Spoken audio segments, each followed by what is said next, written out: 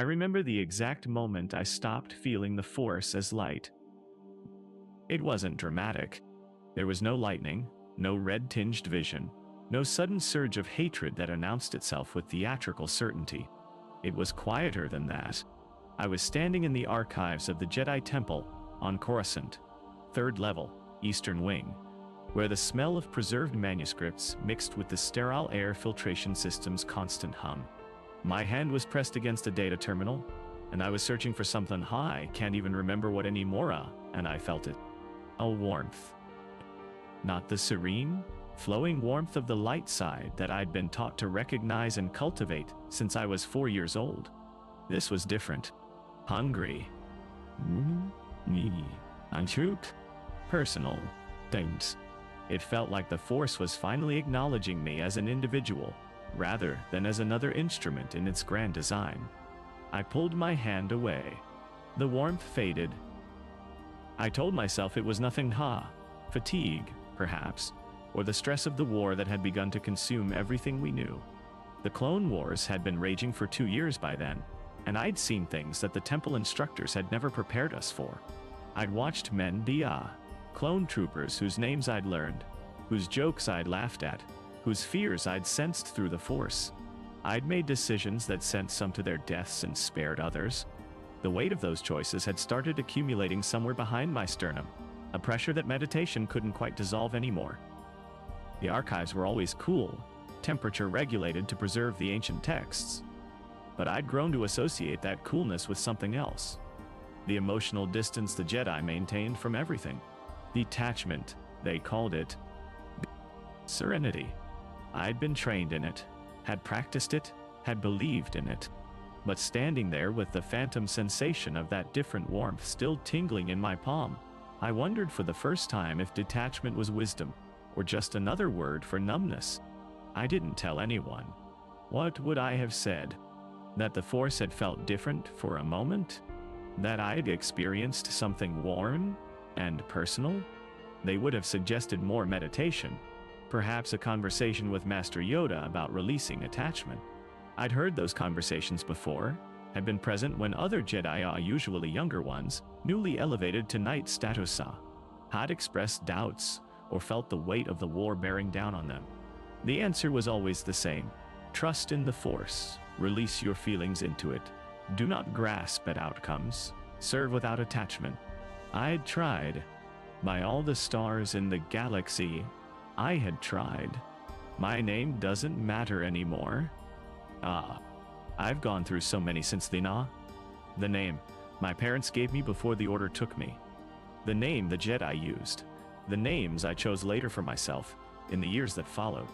Names are just sounds we attach to identity, and my identity has been rebuilt so many times that the original feels like it belonged to someone else. Someone naive. Someone who believed that following the rules and trusting in ancient wisdom was enough to navigate the moral complexities of a galaxy at war. I was 28 when the Clone Wars began. Old enough to be considered a full Jedi Knight, young enough to still believe that experience would eventually bring clarity. I'd taken a Padawan 2 years into the war on Twilight girl named Sira, who showed remarkable aptitude for sensing emotional resonance in others.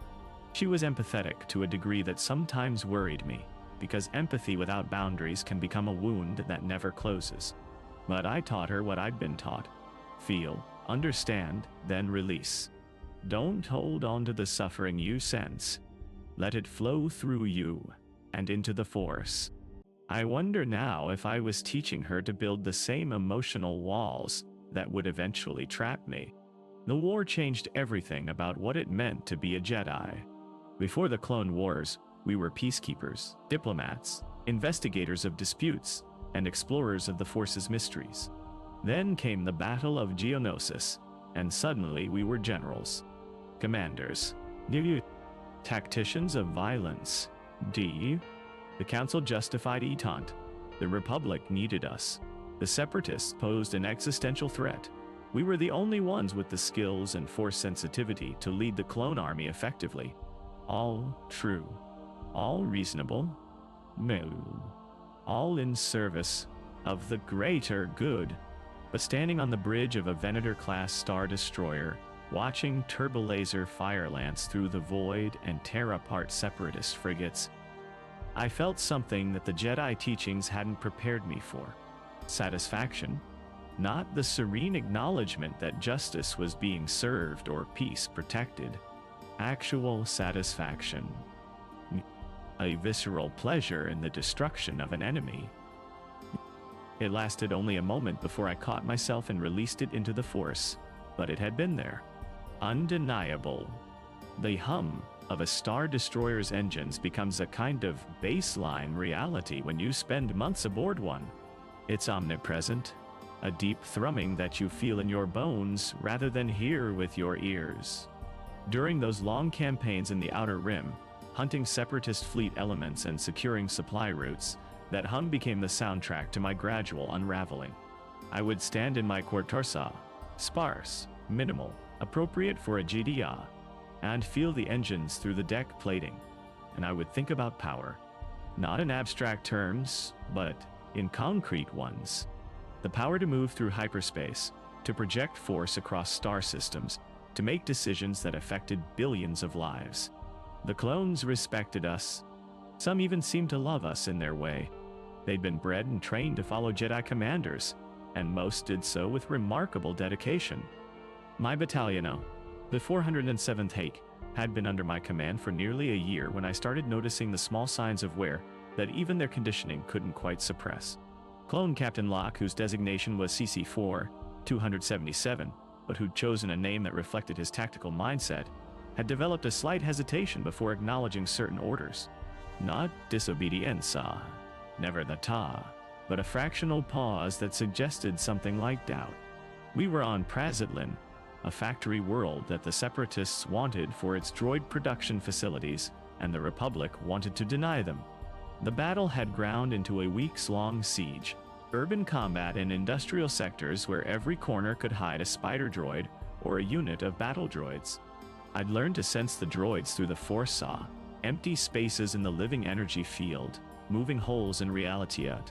But the real difficulty was protecting the clones under my command while achieving our objectives. Sarah was with me then. She'd progressed well, had earned her own lightsaber, had proven herself in combat multiple times. But Prazitlin was different.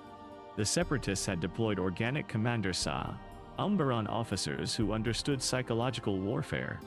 They'd begun using Republic prisoners as shields, forcing us into impossible situations where any action led to casualties. I made the call.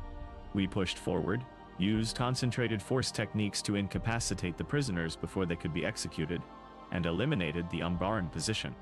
We saved most of them. Most. 14 Republic soldiers died in the crossfire despite our best efforts. Sarah had felt each death, had nearly collapsed under the weight of that much sudden mortality. I caught her, held her steady, told her to release it to the Force. How? She asked me, her voice raw. How do you just let go of feeling them die? I didn't have a good answer. I told her what I'd been told, that the Force flows through all living things, and death is simply a transformation, a return to that cosmic energy, that attachment to individual lives, even grief over their loss, clouds our ability to serve the greater good, that we honor them by continuing to fight for what they died protecting. She looked at me with eyes that had aged a decade in an afternoon and said, "That sounds like we're supposed to stop caring." No, I told her, we care, but we don't let that care paralyze us. No, Mom. But even as I said it, I felt the hollowness of the words, because the truth was, I had started to feel paralyzed, not in combata. There, I functioned with increasing efficiency. My lightsaber worked sharp, my tactical decisions sound. But in the quiet moments in my quarters aboard the Star Destroyer with that endless engine hum, vibrating through everything, I felt frozen, caught between the person I'd been trained to be and the person this war was making me become. The nightmares started around the 6th month of that campaign. Not every night, but often enough that I began to dread sleep. They weren't dramatic visions or forest premonitions, At least, I didn't think they were. They were memories, replayed with perfect clarity.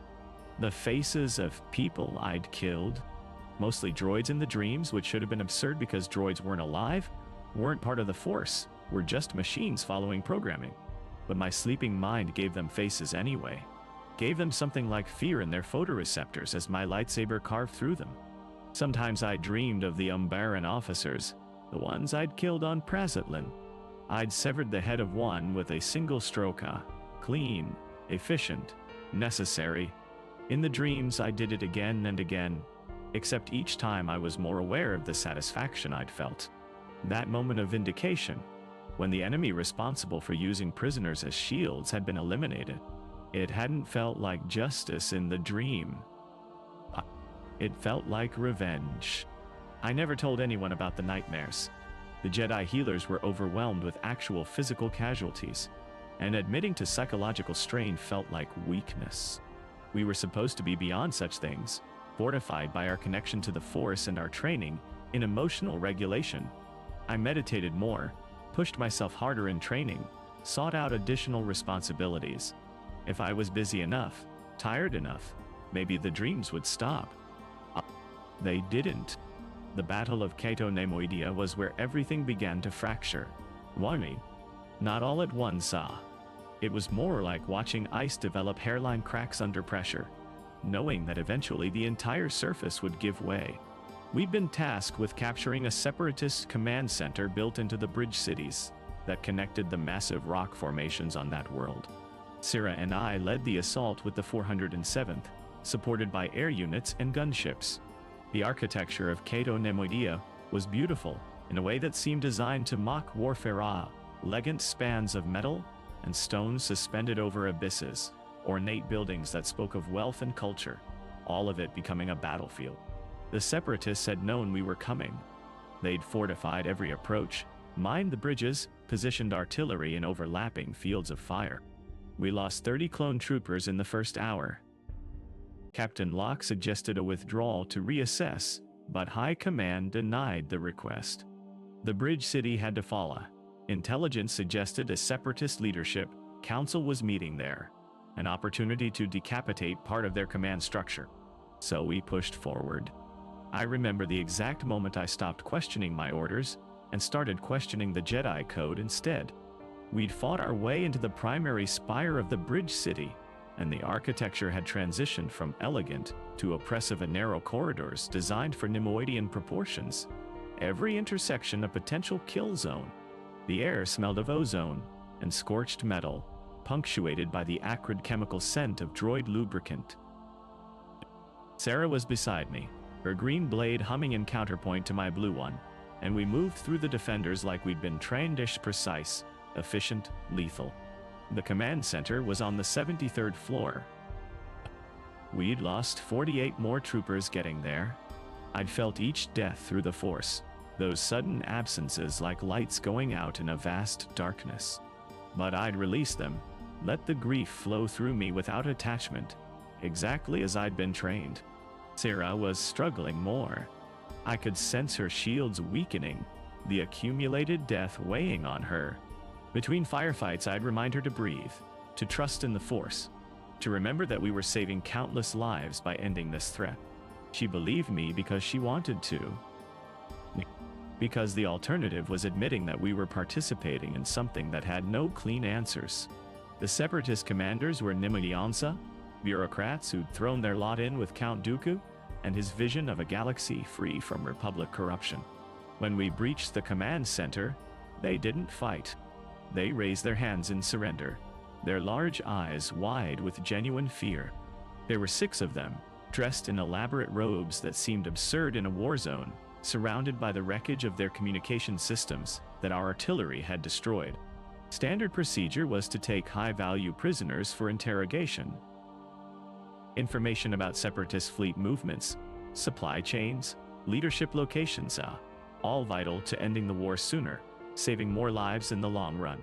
I signaled to Captain Locke to secure them, and that's when I felt it through the Force. A presence. Dark, ancient, attentive.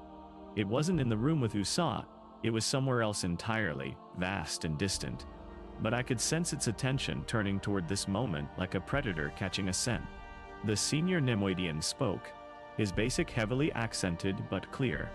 Please, we surrender. We invoke the Yavara conventions. We are prisoners of war. Locke and his troopers were moving to restrain them when my comm crackled. A priority channel? Encrypted. The voice that came through was Admiral Tarkin, coordinating the orbital support for this operation. General, intelligence suggests these commanders have information regarding a planned attack on Coruscant. Given the time-sensitive nature, we cannot risk transportation delays. You are authorized to conduct field interrogation using any means necessary. Any means necessary. The words hung in the recycled air of that command center like a suspended blade.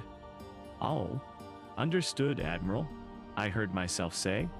We'll handle it. I looked at the Nemoidians. Ow.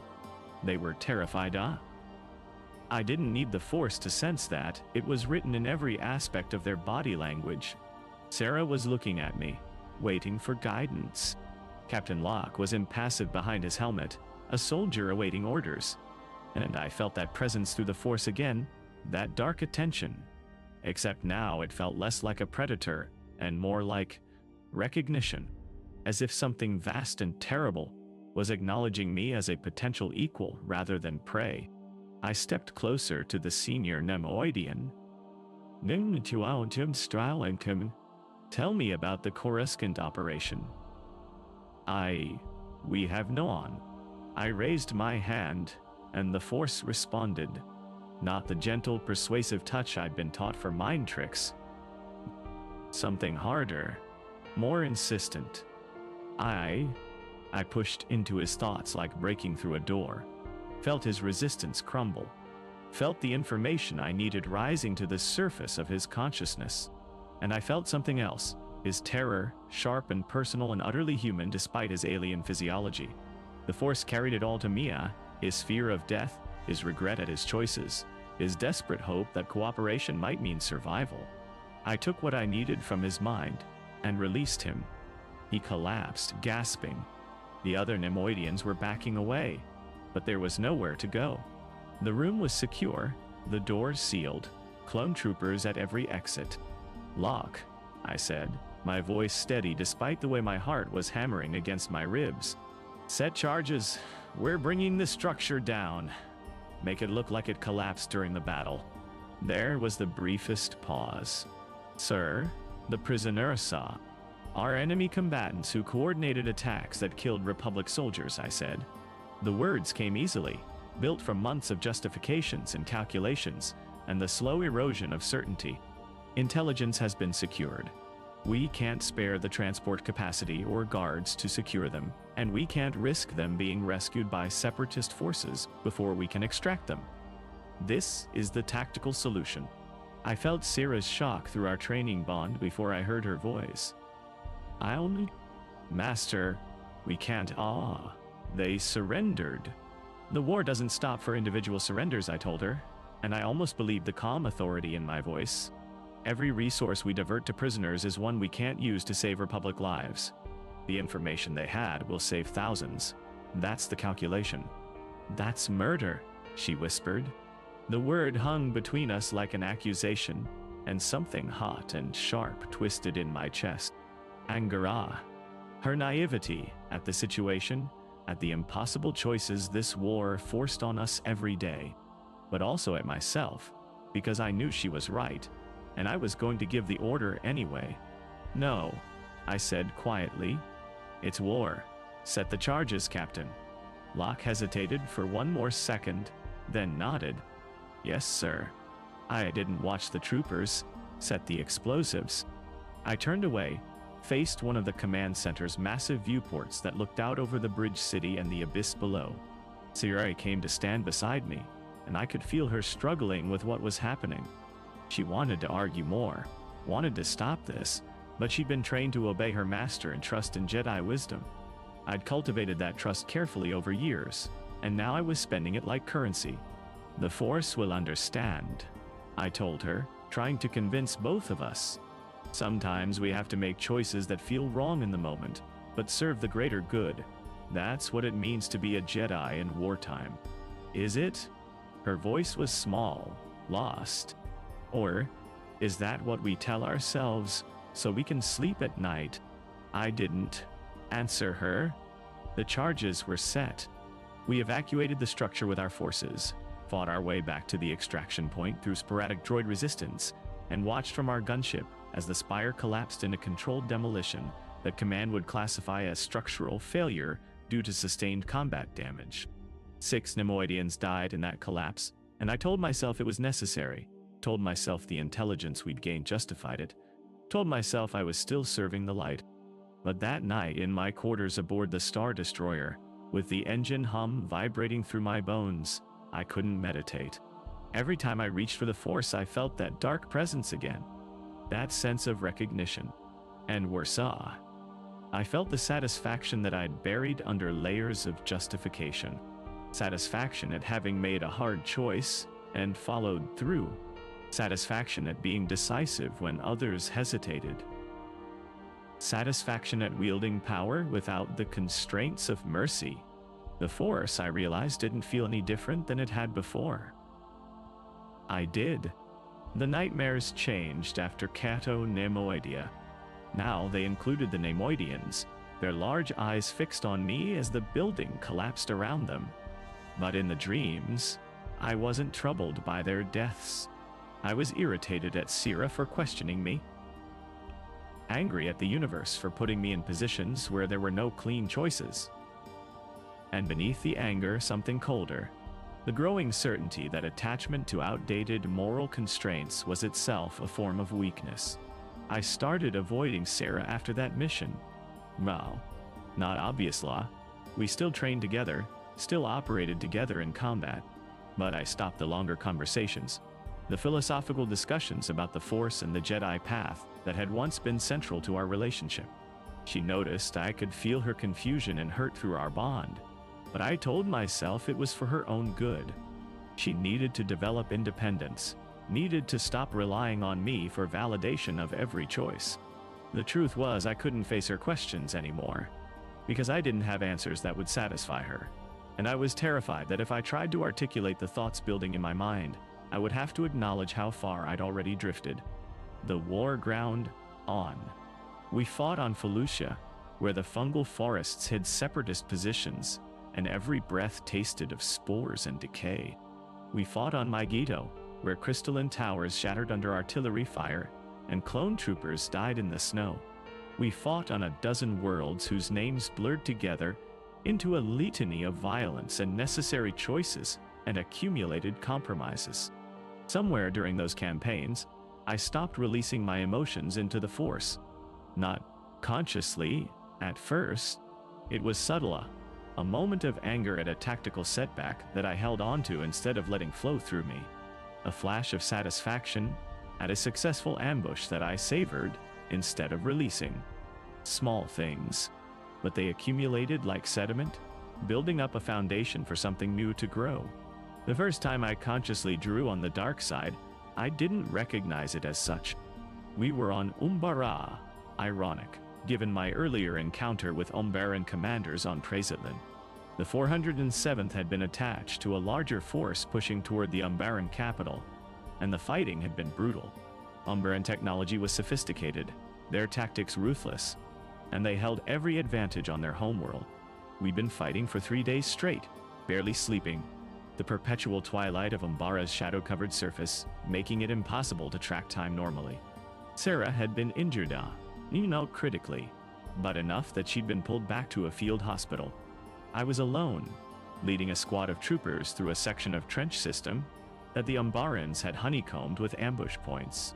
We'd lost 4 men already when we walked into what should have been a fatal trap. Heavy, repeating blasters from concealed positions, the angles perfectly calculated for overlapping fire.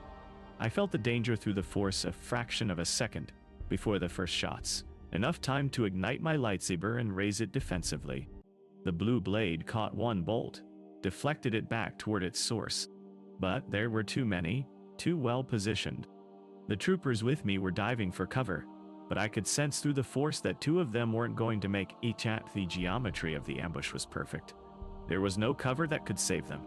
And in that moment, I felt anger, pure incandescent rage at the Umbarans for their sophistication, their perfect trap, their intention to kill men under my command. The anger felt righteous, justified awe. These were my soldiers, my responsibility, and I would not allow them to die because of enemy tactical superiority. I reached for the force and it responded, but differently than before. Instead of the flowing serenity I'd been trained to channel, I felt something fierce and hungry surge through me. Power, raw and responsive to my will, rather than requiring careful balance and selflessness. I threw out both hands and the force exploded outward in a wave of kinetic energy that tore through the Umbaran positions like a physical shockwave. Blasters ripped from their mountings, Umbaran soldiers thrown back against trench walls with bone-breaking force. The careful geometry of their ambush reduced to chaos in an instant. The two troopers who would have died made it to cover. The squad rallied, pushed forward, eliminated the stunned Umbaran survivors. The ambush had been neutralized, lives saved, momentum maintained. And I felt exhilarated. Not the calm satisfaction of duty fulfilled or the serene acceptance of the Force's will. Actual exhilaration. A rush of sensation that left me trembling with adrenaline and something darker. I'd reached for power, and it had answered, immediately and overwhelming, without requiring the careful meditation and emotional discipline that every other Force technique demanded. I'd wanted to destroy the ambush, and the dark side had given me exactly what I wanted. Captain Locke approached me after we'd secured the position. "Sir, that was impressive. I've seen Jedi do a lot of things, but that was something else." I looked at him, trying to read his expression through his helmet. Was there judgment there? Suspicion? Or just the practical assessment of a soldier who'd seen his commanding officer use an effective technique? "The Force provides what we need," I told him, falling back on Jedi platitudes. But internally, I was still processing what had happened. The technique I'd used wasn't forbidden. Exactly, Force Push was a standard ability taught to all Jedi. But the way I'd used it, the power I'd channeled, the emotion I'd drawn on, that was different. That felt like crossing a line I hadn't known was there.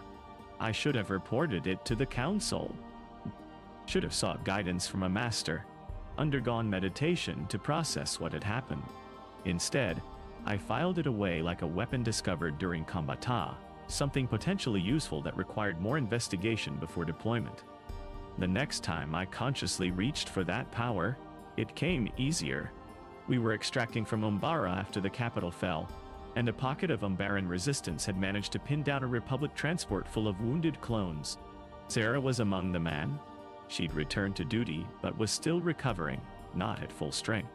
The Umbaran position was fortified, our air support was engaged elsewhere, and every minute of delay meant more wounded dying from injuries that field medicine couldn't stabilize.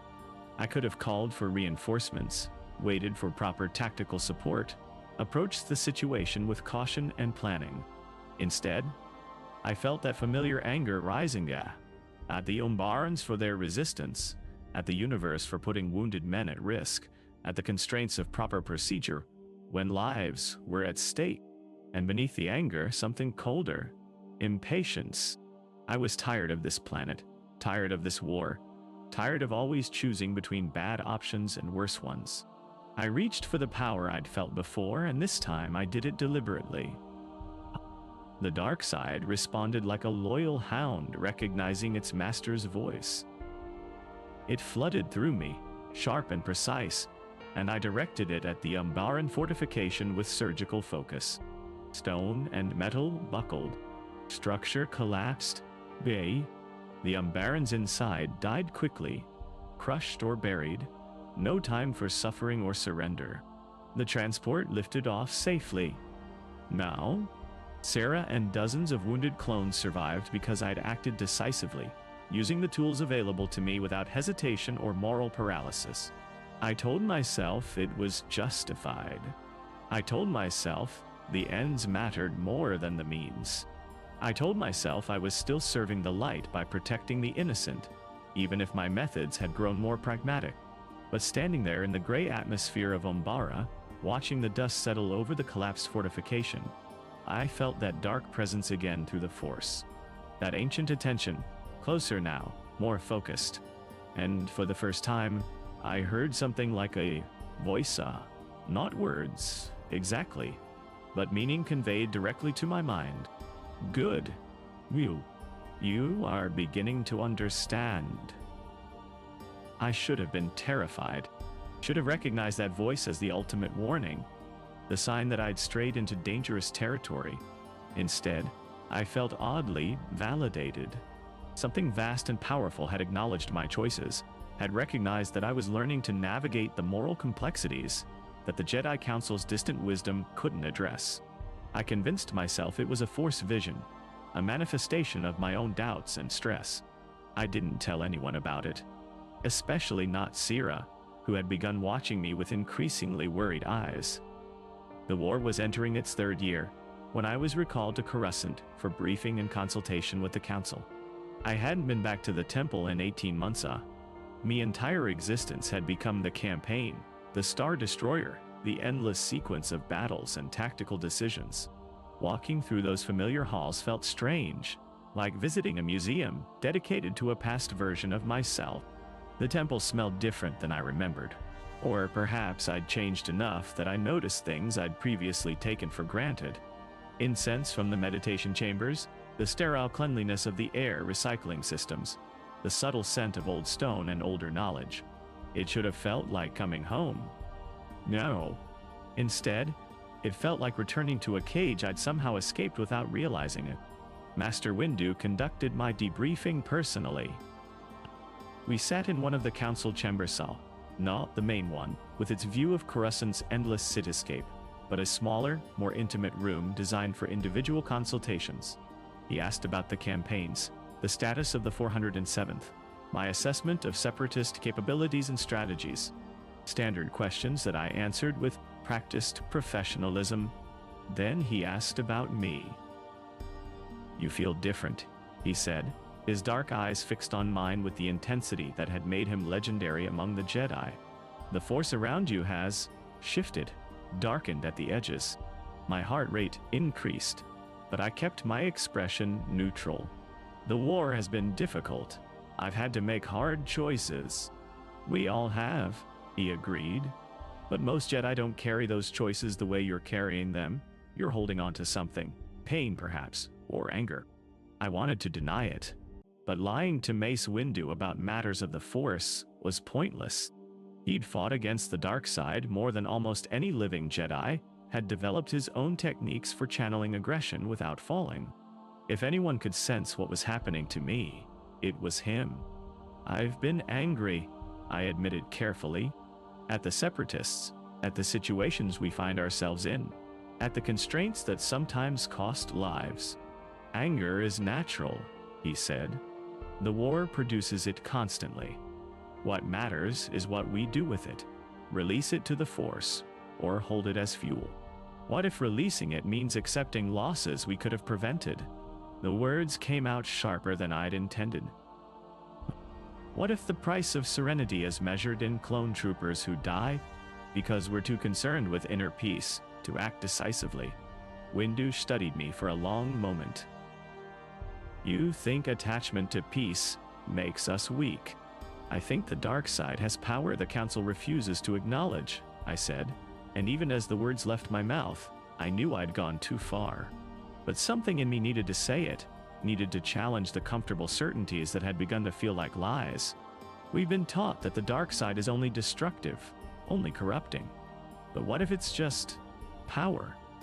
What if the real corruption is refusing to use every tool available when lives are at stake? The silence that followed felt heavy with implications. Windu's hand hadn't moved toward his lightsaber, but I was suddenly very aware of his combat reputation, his speed, his absolute conviction in the light. "That," he finally said, "is how every fallen Jedi has justified their descent. They tell themselves they're using dark side techniques for good purposes.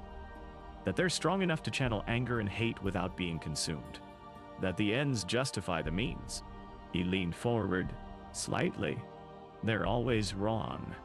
The dark side corrupts not through obvious evil, but through pride, through the certainty that you're wise enough to handle power that has destroyed beings far greater than you. No.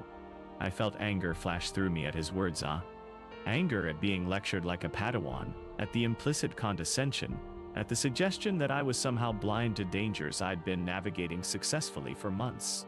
But I caught myself, forced the anger down into that growing reservoir of emotion I'd been accumulating, forced my expression into something appropriately humble. "You're right, Master," I said. "I've been under strain. The war. It changes perspective. I should spend time here, meditate, reconnect with the peace of the temple." Windu watched me with those penetrating eyes, and I wondered if he could sense the deception. Not a lie, Execlaw. I did intend to meditate, did want to reconnect with something, but not the peace he imagined. I wanted to understand this power I discovered, wanted to explore it without the Council's restrictions and fearful warnings. "You'll remain on Coruscant for 2 weeks," he said finally. "Use the archives, the meditation chambers, reconnect with your training, and consider speaking with Master Yoda about what you're experiencing." The thought of sitting with Yoda, having those ancient eyes peer into my soul while he spoke in riddling wisdom about the dangers of the dark side, filled me with something close to dread. Not because I feared what he might find, but because I feared he might convince me to abandon the path I was beginning to see clearly for the first time. "Of course, Master," I said. I did meditate, but not in the temple's public chambers where other Jedi might sense what I was doing. I found one of the smaller private rooms deep in the lower levels, spaces designed for individual reflection, that saw little traffic during wartime when most Jedi were scattered across the galaxy. There, surrounded by stone walls that had witnessed centuries of Jedi contemplation, I opened myself fully to the Force for the first time in months, without trying to shape what I felt or release what troubled me. The light side was still there, still accessible, but it felt distant now, like trying to hear a familiar song playing in another room through heavy doors.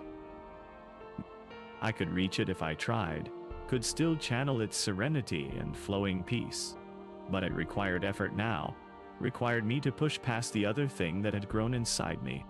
The dark side was immediate, present, attentive. No, it didn't require meditation or careful emotional discipline. It responded to will, to desire, to the raw exercise of intention. Where the light side asked me to surrender, to trust, to release, the dark side offered partnership, power in exchange for purpose, strength in exchange for conviction. Wow. I explored it carefully, like probing a wound to understand its extent. Reached for anger, and felt the Force respond with crackling energy. Reached for pride and felt my connection to the Force intensify, become more personal. Reached for fear of failure, of loss, of the war's endless grinding casualties, and felt defensive power surge through me, aggressive and protective at once. And through it all, I felt that presence again, that vast ancient attention that had recognized me on Umbara. It was clearer here on Coruscant, closer to the source of Republic power and Jedi authority.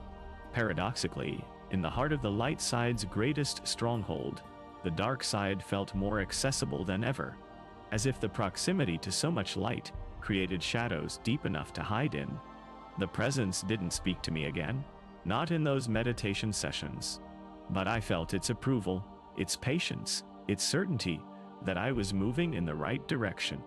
And I felt something else that should have terrified me, but instead felt liberating.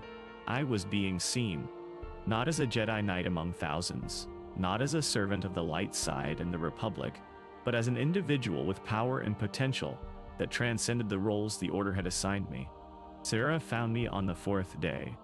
I'd been avoiding her since arriving on Coruscant. She'd returned separately with the wounded from Umbara and had been undergoing her own debriefing and medical evaluation. But the temple wasn't large enough to avoid someone indefinitely, and she'd always been persistent when she sensed something wrong. She appeared in the doorway of the small meditation chamber I'd claimed, her purple skin darker in the dim lighting, her expression troubled. Through our training bond, I could feel her concern and something else. Fear. Not of me exactly, but of what was happening to me. "Master," she said quietly, "we need to talk." I opened my eyes, released the meditative state I'd been cultivating, and gestured for her to enter. She did, but didn't sit. Stood with her arms crossed, a defensive posture that spoke of her discomfort. "You've been avoiding me," she said. "I've been meditating, recovering from the campaigns." "Don't." Her voice was sharp, edged with frustration. "Don't treat me like I'm naive. I can feel it through our banda. You're different. You've been different since Kato Nemoidia. But it's gotten worse. On Umbara, the way you use the Force. Master, that wasn't normal. That wasn't what we were taught." I stood slowly, using the movement to buy time to formulate a response. I could shut down this conversation, could retreat behind Master Padawan hierarchy and tell her it wasn't her place to question. But something in me wanted to explain, wanted someone to understand the path I was discovering. "What we were taught was designed for peacetime," I said carefully. "The Jedi Order's traditions were built over millennia of relative stability. But we're at war, Sira. The rules that work for peacekeepers don't always work for generals. So we just abandon them?" She shook her head. "The code isn't situational. It's not something we follow when it's convenient and discard when it's hard. Isn't it?" I moved closer to her, keeping my voice gentle but letting conviction show through. "The Council took us from our families as children, trained us to ignore natural emotions, taught us to suppress anything that made us individual. They told us it was for our own good, to protect us from the dark side. But maybe it was to protect their power. To ensure we remained obedient servants of their vision of the Force." Sarah's eyes widened. "You're talking about the Council like they're Master, these are some of the wisest beings in the galaxy. Master Yoda has guided the Order for centuries, and in that time, did the Order grow stronger or more rigid?" I interrupted. "Did it adapt to the changing galaxy, or calcify around ancient traditions? The Sith have been extinct for a millennium, but we still organize everything around fighting an enemy that no longer exists. Meanwhile, the real threats on corruption, inequality, the separatist movement festered until they exploded into war because the Jedi were too busy maintaining serenity to actually intervene." I could see my words affecting her, creating doubt where there had been certainty. Part of me felt guilty for it. She was my Padawan, my responsibility, and I was deliberately undermining her faith. But another part, growing stronger, felt that I was actually doing her a service, opening her eyes to truths the Council kept hidden. "What happened to you on Umbara?" she asked quietly. "When you destroyed that fortification to save the transport, I felt something through the Force, something dark, and you enjoyed it. There it was." The question I'd been dreading and anticipating. "Oh," I could lie, could gaslight her into doubting her own perceptions, or I could tell her the truth and risk her reporting me to the Council. I chose a middle path. I felt satisfaction, I admitted, satisfaction that I'd saved your life and the lives of dozens of wounded soldiers. Yes, I used anger to fuel the Force technique. The Umbarans were trying to kill people under my protection, and I was angry about it. But I channeled that anger into precision, into power that served the light. The emotion doesn't matter on, the outcome does. That's not what Master Yoda teaches. Master Yoda, I said, letting a hint of frustration show, has never commanded troops in combat, has never had to choose between following the code perfectly and saving lives. He speaks in riddles and calls it wisdom. But what has his wisdom done to end this war? How many clones have died while the Council meditates on the will of the Force? Sarah looked stricken, and I felt her conflict through our bond. Everything I was saying contradicted her training, but I could sense that part of her agreed. She'd seen too much death, made too many compromises, felt too much weight of responsibility to completely dismiss my arguments.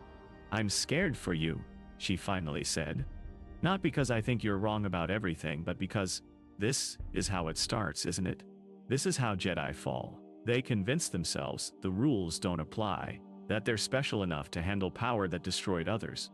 Her words echoed Windu's warning, and for a moment I felt genuine doubt. Was I deluding myself? Was this power I discovered actually just corruption wearing the mask of pragmatism?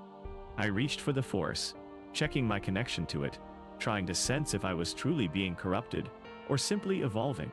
The dark side responded immediately, and I felt that presence again, vast, patient, knowing. And through it, a certainty that felt unshakable. I wasn't falling. I was rising, growing beyond the limitations the Jedi had imposed on me since childhood. The fear of the dark side was itself a tool of control, keeping Jedi weak and compliant. Thank you for your concern, I told Sarah, putting warmth into my voice that I didn't quite feel. I promise you I'm not falling. I'm just learning. The Force is more complex than we were taught, and I'm beginning to understand aspects of it that the Council either doesn't know or won't acknowledge. She didn't look convinced, but she nodded slowly. Just be careful, please. You're my master. I don't want to lose you to something you think you can control. After she left, I stood in that meditation chamber for a long time, feeling the weight of her words and the pull of the power I'd been cultivating. She was right, that this was how Jedi fell, through small compromises that accumulated into damnation. But she was wrong about one thing. I didn't think I could control the dark side. I thought I could partner with it. The distinction felt crucial, though I knew the Council wouldn't see it that way. They viewed the dark side as inherently corrupting, something that inevitably consumed anyone who touched it. But I was beginning to believe that was propaganda. The dark side was power, raw, responsive, dangerous, like fire or a blade, useful in the right hands, destructive in the wrong ones. The key was not to resist it through denial, but to master it through understanding. I spent the next week deepening my exploration. Not just meditation, but study. The Jedi archives contain texts about fallen Jedi, accounts of the ancient warriors with the Sith, philosophical treatises on the nature of the dark side written by Jedi who'd confronted it and survived. Most of these texts were cautionary tales meant to reinforce orthodox views, but I began reading them differently, looking for the moments before the fall, the decisions and realizations that had driven those ancient Jedi to embrace what they'd been taught to fear. A pattern emerged. Almost every fallen Jedi described a moment of revelation, a realization that the code's restrictions were arbitrary, that power itself wasn't good or evil, that the Force responded to will rather than virtue. They'd reached for strength in moments of crisis and found it answered without demanding perfect emotional discipline.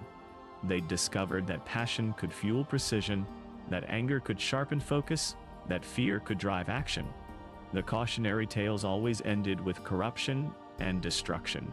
But I began to wonder if that was selection bias. How many Jedi had explored the dark side carefully, had integrated its power without being consumed, but kept silent to avoid persecution?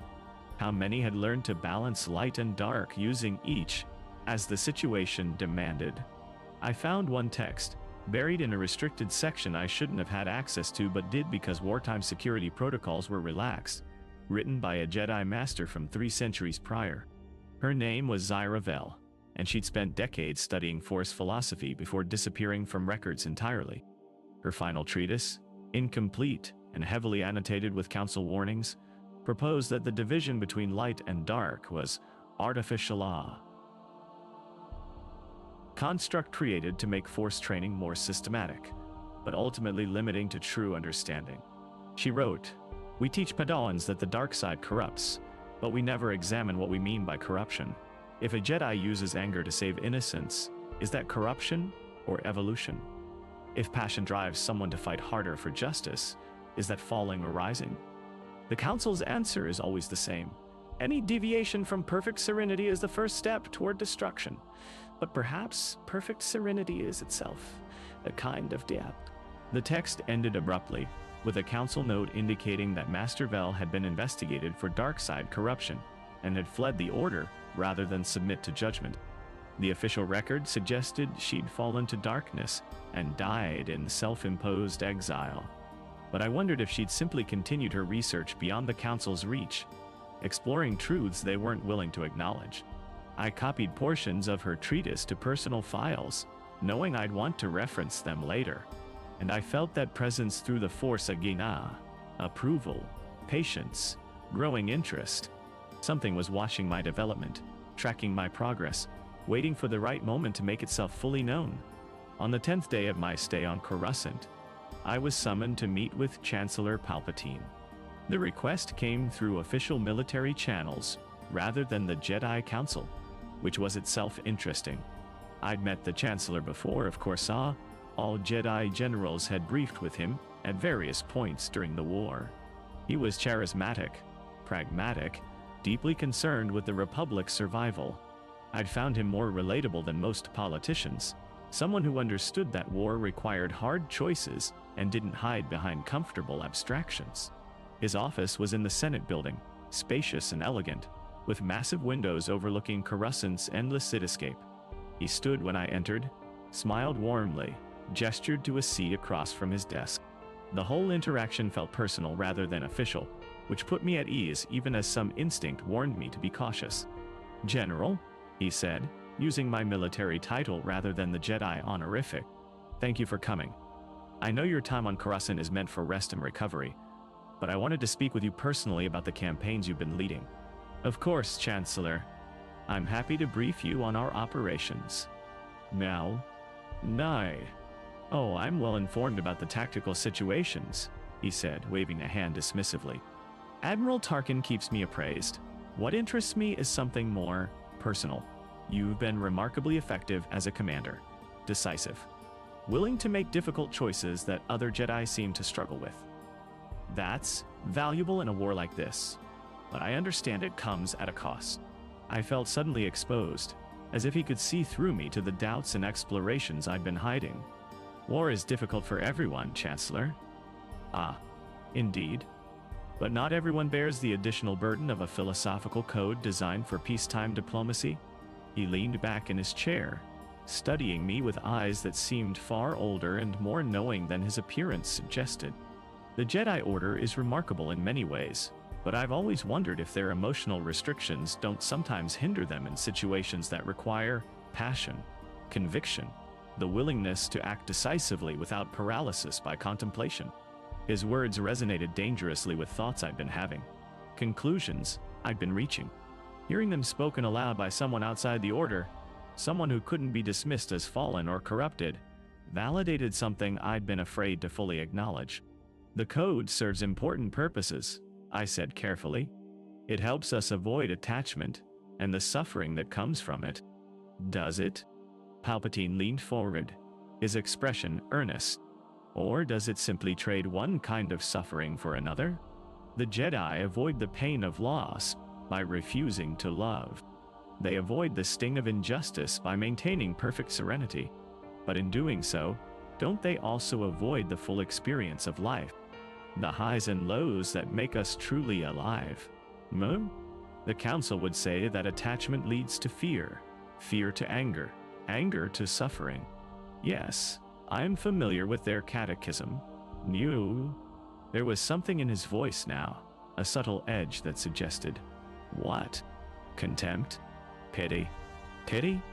But consider, fear can also lead to caution, which preserves life. Anger can lead to action, which corrects injustice. Suffering can lead to wisdom, which transcends pain. The Jedi reduce everything to simple causality, but life is more complex than their formulas suggest." I found myself nodding, drawn into his logic even as some part of me recognized I should be more guarded. I've been thinking similar things recently. The war has shown me situations where the code's restrictions seem counterproductive. You will all know? I know, he said simply. I've been watching your career with great interest. You're not alone in your doubts, you know. Many Jedi struggle with the Order's constraints, especially during wartime. But most suppress those doubts out of fear of judgment, of exile, of the dark side they've been taught to dread since childhood. The way he said dark side made my breath catch. Not with the automatic revulsion the Jedi taught, but neutrally, almost analytically. You know about the Force, I said, making it a statement rather than a question. His smile was enigmatic. I've made a study of many things over my long career, including Force philosophy. Not as a practitioner, you understand, I have no sensitivity myself. But as a politician, I've learned that understanding how Force users think is crucial to working with them effectively. He paused, then added, and I've learned that the Jedi view of the Force is not the only view, nor necessarily the most accurate one. The Sith, I said, testing the word. Among others, the Force has been studied by many traditions across galactic history. The Jedi and Sith are simply the most prominent survivors of that ancient diversity. But even they disagree fundamentally about the Force's nature, which suggests that there's no single truth, only perspectives shaped by philosophy and intention. He was telling me something important, offering me information that should have made me suspicious, but instead felt like validation, like permission to acknowledge thoughts I'd been suppressing. The Jedi teach that the dark side corrupts inevitably, I said slowly, that any use of emotions like anger or passion leads to destruction. And yet, Palpatine said quietly, you've used such emotions in service of preservation, of protecting your troops and achieving necessary military objectives. Has it corrupted you? Has it made you evil? He let the questions hang for a moment before continuing. Or has it simply made you more effective, more willing to engage with reality as it is, rather than as the Jedi wish it to be? I didn't answer immediately. Couldn't, because he was articulating everything I'd been thinking, all the doubts and realizations I'd been too afraid to fully embrace. And hearing it from someone outside the Order, someone in authority who commanded the entire Republic war effort, made those thoughts feel less like heresy and more like simple truth. I know what I'm becoming, I finally admitted. I've crossed lines I never thought I would, done things that would horrify the Council. But the alternative was letting people die, letting the war drag on, refusing to use tools at my disposal because of fear. Exactly. Palpatine's voice was warm, understanding, paternal. You're evolving beyond the artificial constraints of your training, learning to engage with the Force as it truly is that power that responds to will and intention, not moral alignment. The Jedi fear this evolution because it threatens their control, their monopoly on Force training and philosophy. But that doesn't make it wrong. It makes it threatening to their authority. He stood, moved to the window, gestured for me to join him. Together, we looked out over Coruscant's endless sprawl, billions of lives contained in those towers and depths. All of this, he said quietly, depends on people like you willing to make hard choices. The Republic doesn't survive on meditation and serenity. It survives on strength, decisiveness, the willingness to act when others hesitate. You've demonstrated those qualities repeatedly. The question is whether you'll continue to let the Jedi Code limit what you could become, or whether you'll have the courage to explore your full potential. The temptation was enormous. Not just the validation, but the simple relief of having someone acknowledge the path I'd been walking and call it legitimate rather than fallen. I wanted to ask him more, wanted to understand what he knew about the Force and the dark side, and the alternatives to Jedi orthodoxy. But some instinct of caution, growing weaker but still present, held me back. I appreciate your confidence, Chancellor, I said carefully, but I'm still a Jedi, still bound by my oaths and obligations to the Order. Of course, he said easily, as if my resistance was expected and even welcome. I would never suggest otherwise. All I'm suggesting is that those oaths don't have to mean blind adherence to restrictions that may no longer serve their purpose. The Jedi Code was written for different times. Perhaps it's time for it to evolve. Or perhaps it's time for certain Jedi to evolve beyond it. He turned to face me directly, and in that moment I felt something through the Force. A presence vast and dark, and intimately familiar. The same presence I'd been sensing in my meditations, the attention I'd felt watching my progression. It was here, in this room, emanating from the Chancellor himself. My mind went white with shock and realization. Palpatine was Force-sensitive. More than that, he was the source of that dark presence, that ancient power that had been tracking my descent. The Chancellor of the Republic, the leader we served, the man the Jedi advised and protected, was somehow connected to the dark side in ways that should have been impossible to hide from the entire Jedi Council. He saw the recognition in my eyes and smiled. Not threatening, not triumphant, almost relieved. Yes, he said quietly. I wondered when you'd sense it. Your progression has been faster than I anticipated. Impressive, really, how quickly you've moved beyond the Council's conditioning, once you allowed yourself to question it. Now, I should have attacked, should have ignited my lightsaber, called for help, done something to stop whatever deception he'd been running, but I couldn't move. Not from fear or Force paralysis, but from overwhelming confusion. And because if Palpatine was dark side, had been for years while leading the Republic and working with the Jedi, then everything the Council taught about the dark side's inevitable corruption and obvious malevolence was wrong. He'd been hiding in plain sight, using dark side power to help win the war, and the most powerful Jedi in the galaxy hadn't detected it, which meant either the Council was incompetent or the dark side wasn't what they claimed it was. I'm not your enemy, Palpatine said, his voice gentle despite the power I could sense coiled within him. I've been working to save the Republic, just as you have. The difference is that I'm not limited by outdated philosophy.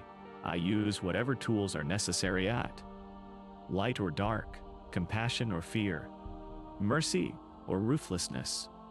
The Force is power, and power serves purpose. Nothing more, nothing less. You're Sith, I whispered. The Sith are supposed to be extinct. The Sith are a philosophy, not a species. And yes, that philosophy has survived in secret, passed down through generations, waiting for the right moment to emerge and correct the Jedi's failures. He moved closer, his presence in the Force overwhelming now that he'd stopped hiding it. The galaxy has been stagnating under Jedi guidance for 1,000 years. Corruption, inequality, exploitation, all flourishing, while the Jedi meditated and refused to intervene meaningfully. The Separatist crisis didn't emerge from nowhere. It's the inevitable result of a republic the Jedi failed to maintain because they were too concerned with serenity to engage with political reality. Nani Diani, Seru. So you started a war. The accusation sounded weak even to my ears. Oh, I created a crisis that would force evolution. The Republic was dying slowly. I'm giving it the chance to transform into something stronger, more unified, more capable of maintaining order. But that transformation requires people willing to use power effectively. People like you, who have already begun to see past the Jedi's comfortable lies. My mind was racing, trying to process implications that seemed to multiply with every second. If Palpatine was Sith, had he orchestrated the Clone Wars? Were we fighting an enemy he controlled? Were the Jedi not just failing to maintain peace, but actively being manipulated by the dark side they claimed to oppose? The Counselor? I started. The Council suspects nothing, he interrupted, because they've spent so long in their own certainty that they can't conceive of being deceived. They believe the dark side announces itself with obvious malevolence, that anyone who touches it becomes immediately corrupted and detectable. They never considered that someone might master the dark side completely, use it as a tool rather than a crutch, remain fully in control while accessing its power. He was describing what I'd been trying to do, the path I'd been exploring in secret, the integration of dark side techniques without losing myself to them. And he was proof. It was possible. Why, tell me this, I asked. Why reveal yourself now?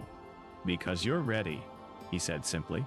Because you've progressed far enough that you'll either continue forward and need guidance, or you'll panic and attempt to return to the council with what you've learned. And because, he paused, considering his words, because I need people who can walk the line between light and dark, who can use the Force fully without falling into the chaos that consumed the ancient Sith. The Jedi Order is going to follow. That's inevitable now, but what rises to replace it depends on people like you making the rook. The Jedi Order will fall. I felt cold despite the room's comfortable temperature. You're planning to destroy it? I'm planning to let it destroy itself, he corrected. The war has already done most of the work. The Council has sent Jedi into battle for 3 years, watched them compromise and bend, and occasionally break, and done nothing to support those who struggle. They dispense platitudes about the Force's will, while Jedi die and fall, and lose faith. You're not alone in your doubts, Ah. You're just one of the few honest enough to acknowledge them. He was right, and I hated that he was right. I'd seen other Jedi struggling, had sensed their doubts and suppressions and quiet compromises. The war was hollowing out the Order from within, and the Council's response was more meditation and faith in ancient wisdom. What do you want from me? Ow? I asked finally. Nothing yet, Palpatine said. Right now, I simply want you to understand that you have options. The Jedi Council isn't your only path. Wanasha, you find their restrictions intolerable. If you decide that your potential exceeds their limitations, there are alternatives. Teachers who can help you develop fully without fear or shame. A different philosophy that treats the Force as what it truly is. Power that responds to mastery rather than arbitrary moral alignment. You want me to become Sith? I want you to become yourself, he corrected gently. Sith is just a word, a label for people who refuse to be constrained by Jedi orthodoxy. What matters isn't the name but the reality. You've already begun walking a path the Council would condemn. I'm simply offering to help you walk it without stumbling, to master what you've discovered rather than being destroyed by it. I stood there, looking out over Coruscant, feeling the full weight of what he was offering and what it would cost. He was asking me to betray everything I'd been trained for, everyone who'd trusted me, to acknowledge that the Jedi were wrong about fundamental realities, that the dark side wasn't evil corruption, but simply power that required mastery, to embrace the truth that I'd already fallen shop, fighting it. And the terrifying thing was how tempting it sounded. I need to think, I said finally. Of course. Palpatine smiled, stepped back, and I felt him draw that overwhelming presence back into concealment. The dark side's signature disappeared, hidden behind shields so perfect that I understood how he'd fooled the entire Council. Take your time. Meditate on what I've said. Explore your own connection to the Force without judgment. And when you're ready, if you're ready, we'll speak again. He gestured toward the door, dismissing me gently. I walked out in a daze, my mind spinning with revelations and implications. The Chancellor was Sith. The war might be orchestrated. The dark side wasn't what the Jedi claimed. I was already falling, had been falling for months, and someone was offering to catch me instead of condemning me. I made it back to the temple on autopilot, barely aware of the journey. Found my way to that small meditation chamber in the lower levels, and sat in darkness, trying to process what had just happened. The smart thing would be to go to the Council immediately. Tell them about Palpatine, about his reveal, about the threat he posed. But even as I thought it, I knew I wouldn't. Because telling them would mean exposing myself, My own exploration of the dark side, my own doubts about the code, my own realizations about power and its uses. They would investigate him and find me in the process. Would see how far I'd already drifted. Would try to bring me back through meditation and restrictions and emotional suppression. Would try to make me smaller than I'd become. I reached for the Force, not trying to shape my connection, but simply feeling it. The light side was still there, distant but accessible, serene, flowing, offering peace, if I would surrender to it. The dark side was closer, more responsive, offering power if I would embrace it. And between them, I floated on, light or dark, but something undefined, capable of touching both, trapped between philosophies that demanded absolute allegiance. Palpatine was right about one thing. I couldn't go back to being a simple Jedi Knight following the code without question. I'd seen and done too much, learned too much about myself and the Force. The question wasn't whether I'd changed, but what I would become an acknowledgement of that change. I spent 3 days in that meditation chamber, barely eating, not sleeping, exploring every aspect of my connection to the Force, examining every choice I'd made since Cato Nemoidia, trying to find the exact moment when I'd crossed from light to dark. But there was no single moment. It had been gradual, accumulated, 1,000 small compromises and realizations that had shifted my entire foundation. Sira tried to reach me, sensed my distress through our bond and wanted to help. I shut her out gently but firmly. She couldn't understand what I was experiencing, couldn't be part of this decision. If I chose Palpatine's path, she would either have to follow or become an enemy. If I chose the Council, I would have to suppress everything I'd learned and pretend to be someone I wasn't anymore. Either way, our relationship was ending. On the 4th day, I emerged from meditation with a kind of clarity that felt like defeat and liberation simultaneously. I couldn't be what the Jedi wanted me to be. The restrictions felt like chains now, the code like a prison I'd outgrown. But I also couldn't fully embrace the dark side the way Palpatine implied. Couldn't give myself over to anger and passion without reservation. I was caught between, belonging fully to neither light nor dark, which meant I needed to find my own path. Not Jedi, not Sith, but something else. Something that integrated both without being consumed by either. I was naive enough to think that was possible. I sought out Palpatine again 3 days before I was scheduled to return to the front. Not through official channels this time, I simply reached out through the Force, letting my presence brush against his, knowing he would sense it and understand. Within an hour, I received a discreet message with coordinates to a private apartment in the Senate District, far from the Chancellor's public offices and the eyes that watched them. The apartment was elegant but understated, the kind of place wealthy Coruscanti maintained for privacy rather than display. Palpatine was waiting, dressed in simple robes rather than his official regalia, looking more like a scholar than a politician. Or a Sith Lord. Nay. He gestured to a seat without preamble. "You've made a decision," he said. "Not a question." "I've made several," I replied. "First, I'm not going to the Council about what you told me. Not because I agree with you about everything, but because I don't trust them to handle it rationally. They'd investigate me as much as you, and I'm not willing to submit to their judgment anymore."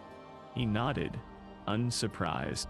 "And second, I want to learn not to become Sith Hati, don't even know what that means anymore, but to understand the Force beyond what the Jedi teach, to develop capabilities they forbid without losing myself to them." You said you could teach that. I want to know if you meant it." Palpatine studied me for a long moment, his expression unreadable. "You want to walk between light and dark, to master both without serving either. It's an attractive philosophy, and one that many have attempted throughout history. But you should know that almost all of them failed. They fell to the dark side completely, or were destroyed by it, or retreated back to the light out of fear. Almost all, I repeated. But not you. You've managed it. Have I? His smile was enigmatic. I serve the dark side completely, but I control it rather than being controlled by it. That's different from balance. The Jedi are wrong that the dark side inevitably corrupts us. With sufficient willpower and understanding, it becomes a tool like any other. But make no mistake, I am dark. What you're proposing is something else. Something more difficult in some ways, because you'll be fighting against the natural pull of both extremes. But it's possible. Perhaps. For someone with sufficient strength and clarity of purpose. He leaned forward. Now, tell me, what is your purpose? Why do you want this power? What will you do with it? The question caught me off guard. I'd been so focused on the philosophical journey, on understanding the Force and my place within it, that I hadn't fully considered the practical implications. What did I want? I want to end the war, I said slowly. Not just fight in it, but actually end it. The Republic and Separatists have been locked in stalemate for 3 years, bleeding each other slowly. Millions dead, entire worlds devastated. And we're no closer to resolution than when we started. If I can access power beyond what the Jedi allow themselves, maybe I can break the deadlock. Noble, Palpatine said. But the war will end when it serves its purpose, not before. What then? When peace comes and you have this power you've cultivated, what will you do with it? I didn't have an answer. Hadn't thought past the immediate crisis to whatever lay beyond.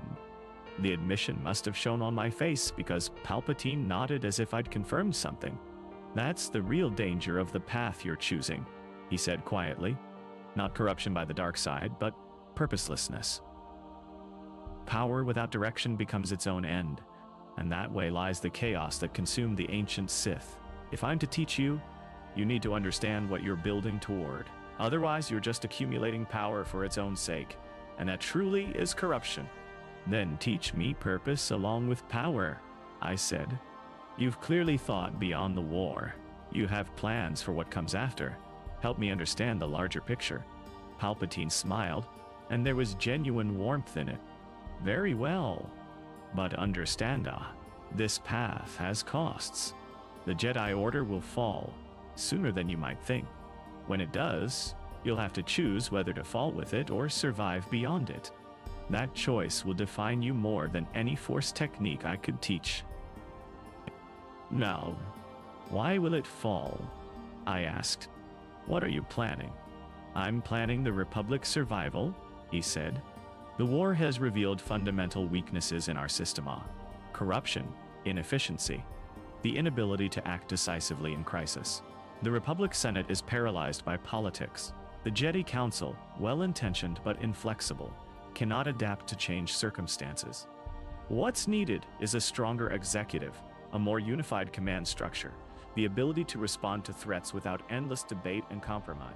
I felt cold realization settling over me. You're talking about dictatorship. I'm talking about order, he corrected. The Republic will transform into an empire, united under central authority capable of maintaining peace and security. It's the only way to prevent the kind of chaos that led to this war. And yes, that transformation will require removing obstacles, including a Jedi Order that would resist it out of attachment to outdated Republican ideals. Now, you're planning to destroy the Jedi. Not a question now, but a statement of horrified certainty. I'm planning to neutralize them, he said calmly. Whether that requires destruction or simply restructuring depends on their reaction. Some Jedi will see the necessity and adapt. Others will fight, and fighting an empire backed by the full resources of the galaxy is not a battle they can win. Your choice, all Jedi's choice, will be whether to embrace the future or die defending the past. This was treason, conspiracy against the Republic, and genocide against my order. I should have been activating my lightsaber, should have been trying to stop this threat before it could manifest. But I couldn't move, because part of me, the part that had been growing stronger since Cato Nemoidia, since Umbara, since I'd first felt that hungry warmth in the Ark of Za, was asking a terrible question. What if he was right? The Republic was corrupt, inefficient, paralyzed. The war had revealed that clearly enough. The Jedi Order was failing, unable to adapt to changed circumstances while claiming cosmic wisdom. I'd seen it firsthand, the Council's distant guidance, their platitudes in the face of impossible situations, their failure to support Jedi struggling with the war's moral complexities. How many of my fellow knights were suffering in silence, suppressing doubts and trauma because the Order had no real answers? Maybe the system did need to change. Maybe the Jedi, in their current form, were an obstacle to necessary evolution. I can see you thinking it through, Palpatine said softly. Considering whether the Order you've served truly deserves your loyalty. That's good. That's the beginning of wisdom, the willingness to question even foundational assumptions. The Jedi I teach absolute obedience to the Code and the Council. I'm teaching you to think for yourself. By manipulating me into serving your agenda, by showing you that there are alternatives to the binary choice the Jedi present. You don't have to serve the Council or fall to obvious evil. There are other paths, more complex, more difficult, but ultimately more honest. You can help build something new. A galaxy where power serves order, where strength maintains peace, where Force users aren't constrained by ancient restrictions, but are free to reach their full potential. Noro. He made it sound so reasonable, so logical.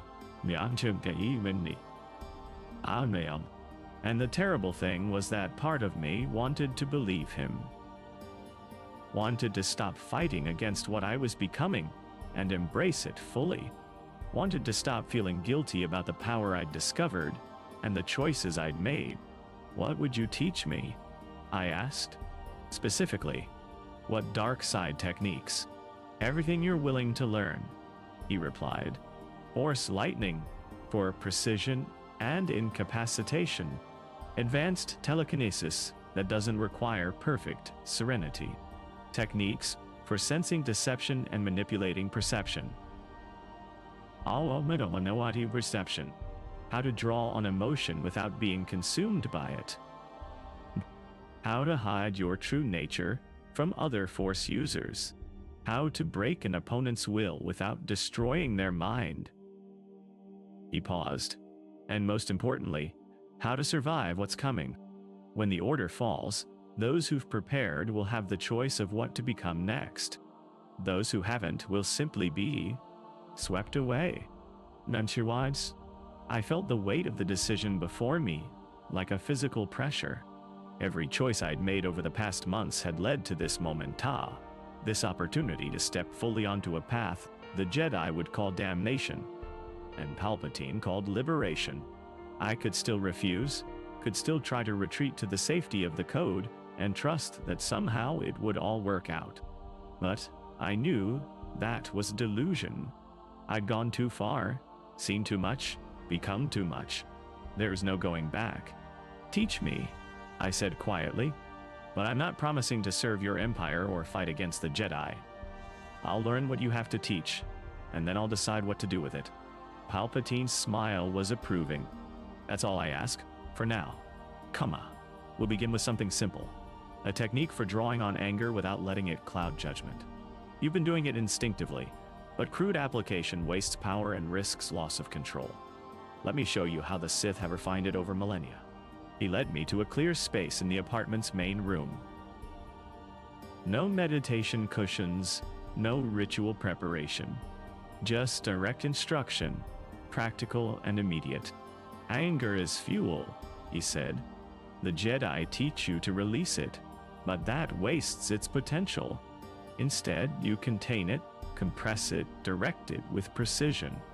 Think of a specific grievance, something that genuinely angers you. Don't suppress it or rationalize it away. Feel it fully. Demons in, I thought of Cato, Nemoidia Dasibtu, a Nemoidia Topan Cato Nice. The Nemoidians surrendering, invoking conventions that should have protected them. My order to bring the building down on them. The weight of Syrah's accusation. That's murder. The anger that had flashed through me, at her naivety, at the situation, at the universe for forcing me into positions where every choice was wrong. Good, Palpatine said. I can sense it. Now, instead of letting it diffuse into general rage, focus it. Give it a target, a purpose, a specific outlet. The Force will respond to that directed anger far more powerfully than to vague emotional release. Nay, I felt the anger coiling inside me, sharp and specific. Felt the Force responding to it, not with the serene flow of the light side, but with crackling energy that wanted to destroy, to lash out, to impose my will on reality. Now use it, Palpatine instructed. A simple Force push, but powered by your anger rather than serenity, directed at that chair. I extended my hand and released the power. The chair didn't just move, it exploded backward, smashing against the far wall with enough force to crack the paneling. The technique was brutal, excessive, far more powerful than any Force push I'd performed through light side comm. And it felt exhilarating. That's the difference, Palpatine said. The light side gives you what it thinks you need. The dark side gives you what you want. Learn to harness that difference and you'll exceed anything the Jedi consider possible. We spent the next 3 hours on basic dark side techniques, and everyone came easier than equivalent light side abilities. Force choke, which I'd always believed required dark side corruption to even attempt, turned out to be simply advanced telekinesis applied to living tissue. Force lightning was more complex, requiring the ability to convert Force energy into electromagnetic discharge, but the basic principle wasn't fundamentally different from other Force techniques. The Jedi forbade it not because it was impossible for lightsiders, but because it required drawing on aggression to generate the necessary energy. Everything Palpatine taught was practical, technical, stripped of the mysticism the Jedi wrapped around Force use. He treated the Force like a tool to be mastered through understanding, rather than a cosmic entity to be communed with through meditation. And it worked. By the end of that first session, I could generate blue lightning from my fingertips, choke at a distance, and channel anger into precision rather than chaos. You learn quickly, Palpatine observed. But remembering, raw power isn't enough. Control is what separates a Sith Lord from a fallen Jedi consumed by the dark side. Practice these techniques, but always with precision, with purpose. Never let the emotion use you. I returned to the temple that night, feeling like I'd crossed a line I could never uncross. I'd accepted training from a Sith Lord, had learned techniques the Jedi explicitly forbade, had felt the dark side's power, and wanted more of it.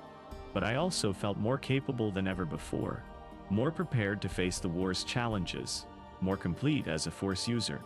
I convinced myself I was still in control, still making conscious choices rather than being swept along by corruption, still capable of integrating these new abilities without losing myself to them. I was lying to myself, but I wouldn't understand that for months. The remaining days on Coruscant passed in a strange duality. During the day, I was a Jedi Knight, meditating in the temple gardens, consulting with other knights returning from campaigns, attending briefings with the council. At night, I met with Palpatine in that discreet apartment, and learned the secrets the Jedi had spent millennia suppressing. Each session pushed me further from the light, taught me new ways to convert emotion into power, showed me aspects of the Force the Order would call blasphemous. And each session made it clearer that I couldn't serve both masters. No. Eventually, I would have to choose a Jedi or Sith, light or dark, the Council's failing wisdom or Palpatine's dangerous clarity. Syrah confronted me on the last night, before we were both scheduled to return to our campaigns. She appeared at my meditation chamber door, her expression set with determination.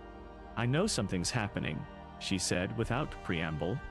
Our bond has been different, clouded. You're hiding something from me, and I think I know what it is. My heart rate spiked, but I kept my voice calm. What do you think is happening? You're falling, she said bluntly. Maybe not all at once, maybe not obviously, but you're slipping toward the dark side. I can feel it through our bond, even though you're trying to hide it. The question is whether you know it's happening and are letting it, or whether you think you're in control of something that's actually controlling you. Her directness was simultaneously frustrating and admirable. She'd always been perceptive, had always been able to sense my true emotional state beneath whatever facade I presented. But now that perception was a threat. I'm exploring aspects of the Force the Jedi don't teach, I admitted carefully. Not falling, but expanding. Learning that the Force is more complex than the simple light-dark binary the Council presents. There's power in emotion, Sirah. Power we've been taught to suppress out of fear, rather than master through understanding. That's what every fallen Jedi says before they fall completely. Or, it's what every evolved Jedi says before they transcend the Order's limitations. I moved closer to her, willing her to understand. The war has shown us that the code isn't enough. We need to be more than passive instruments of the Force.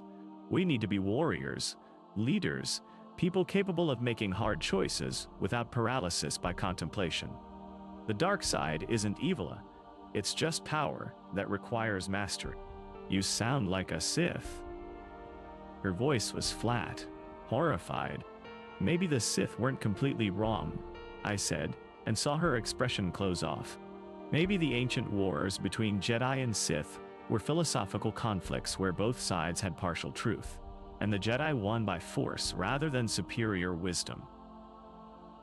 Have you ever considered that we serve the victors of an ancient war and call their philosophy absolute truth, because we've never heard the alternative?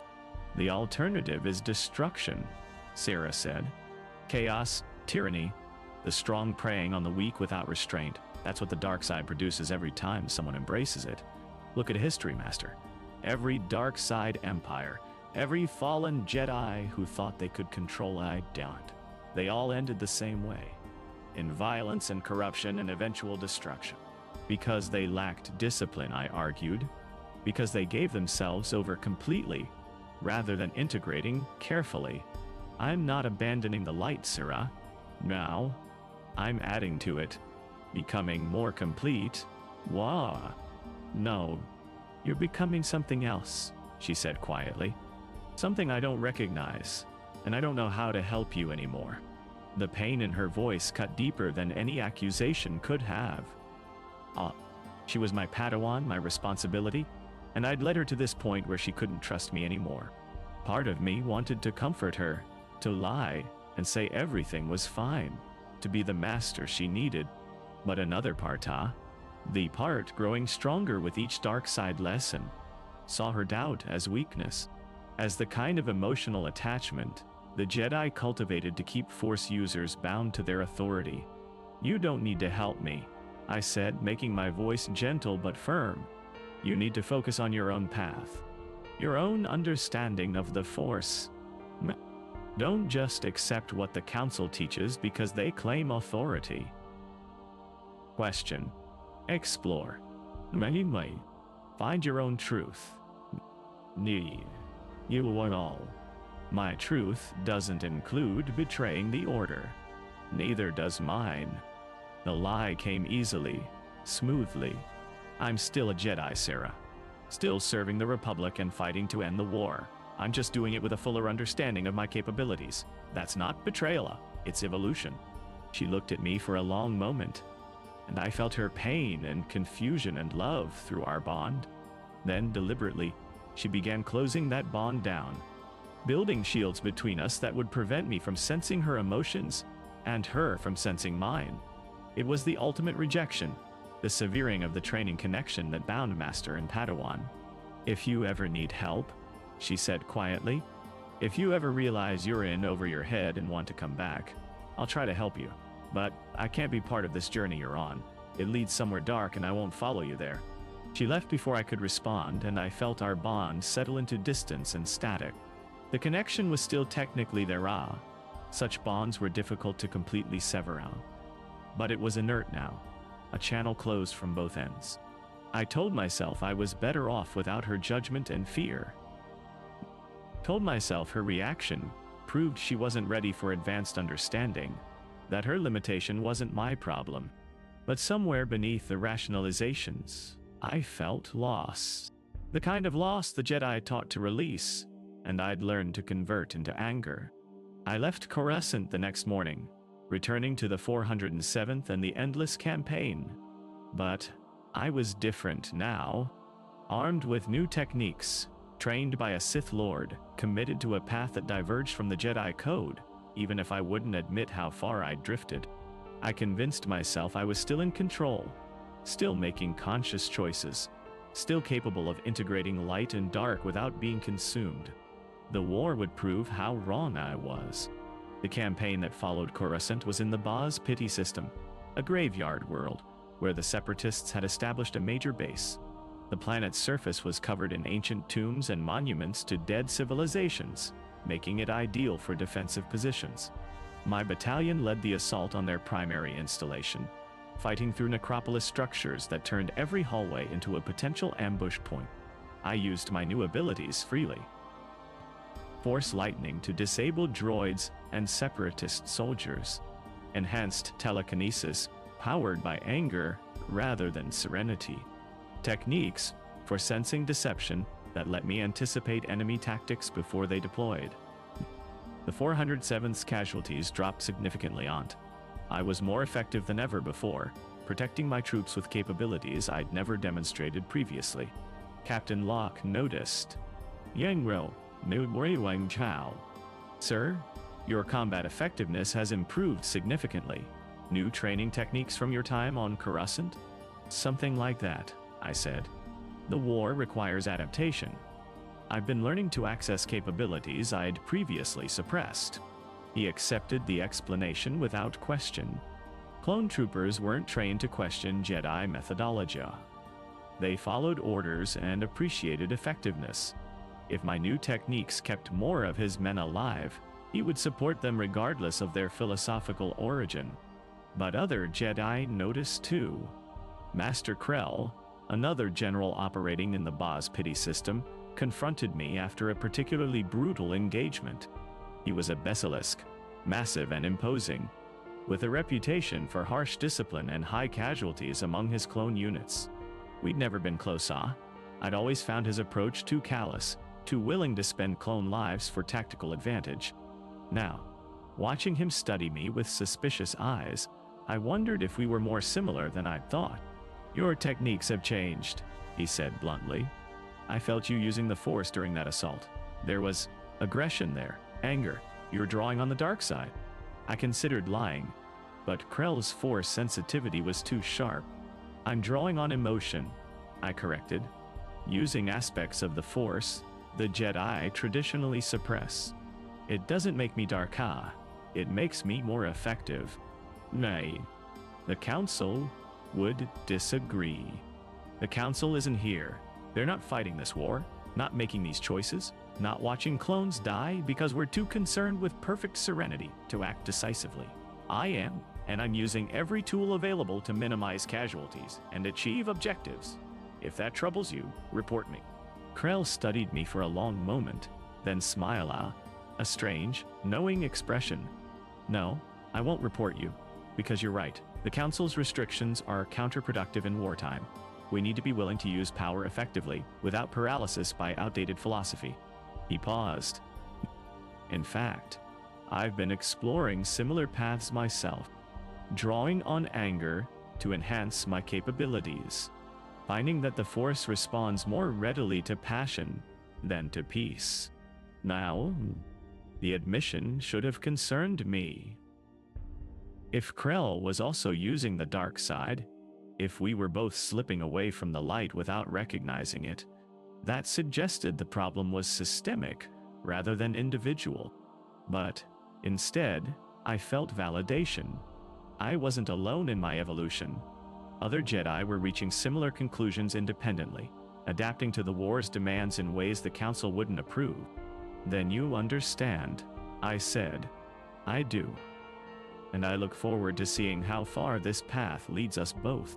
He left, and I felt a strange kinship with him despite our differences. We were both pragmatists, both willing to cross lines the Council had drawn, both committed to winning the war regardless of philosophical constraints. I didn't know then that Krell had already fallen completely, was secretly serving Count Dooku, would eventually betray the clones under his command in a massacre that would horrify the Republic.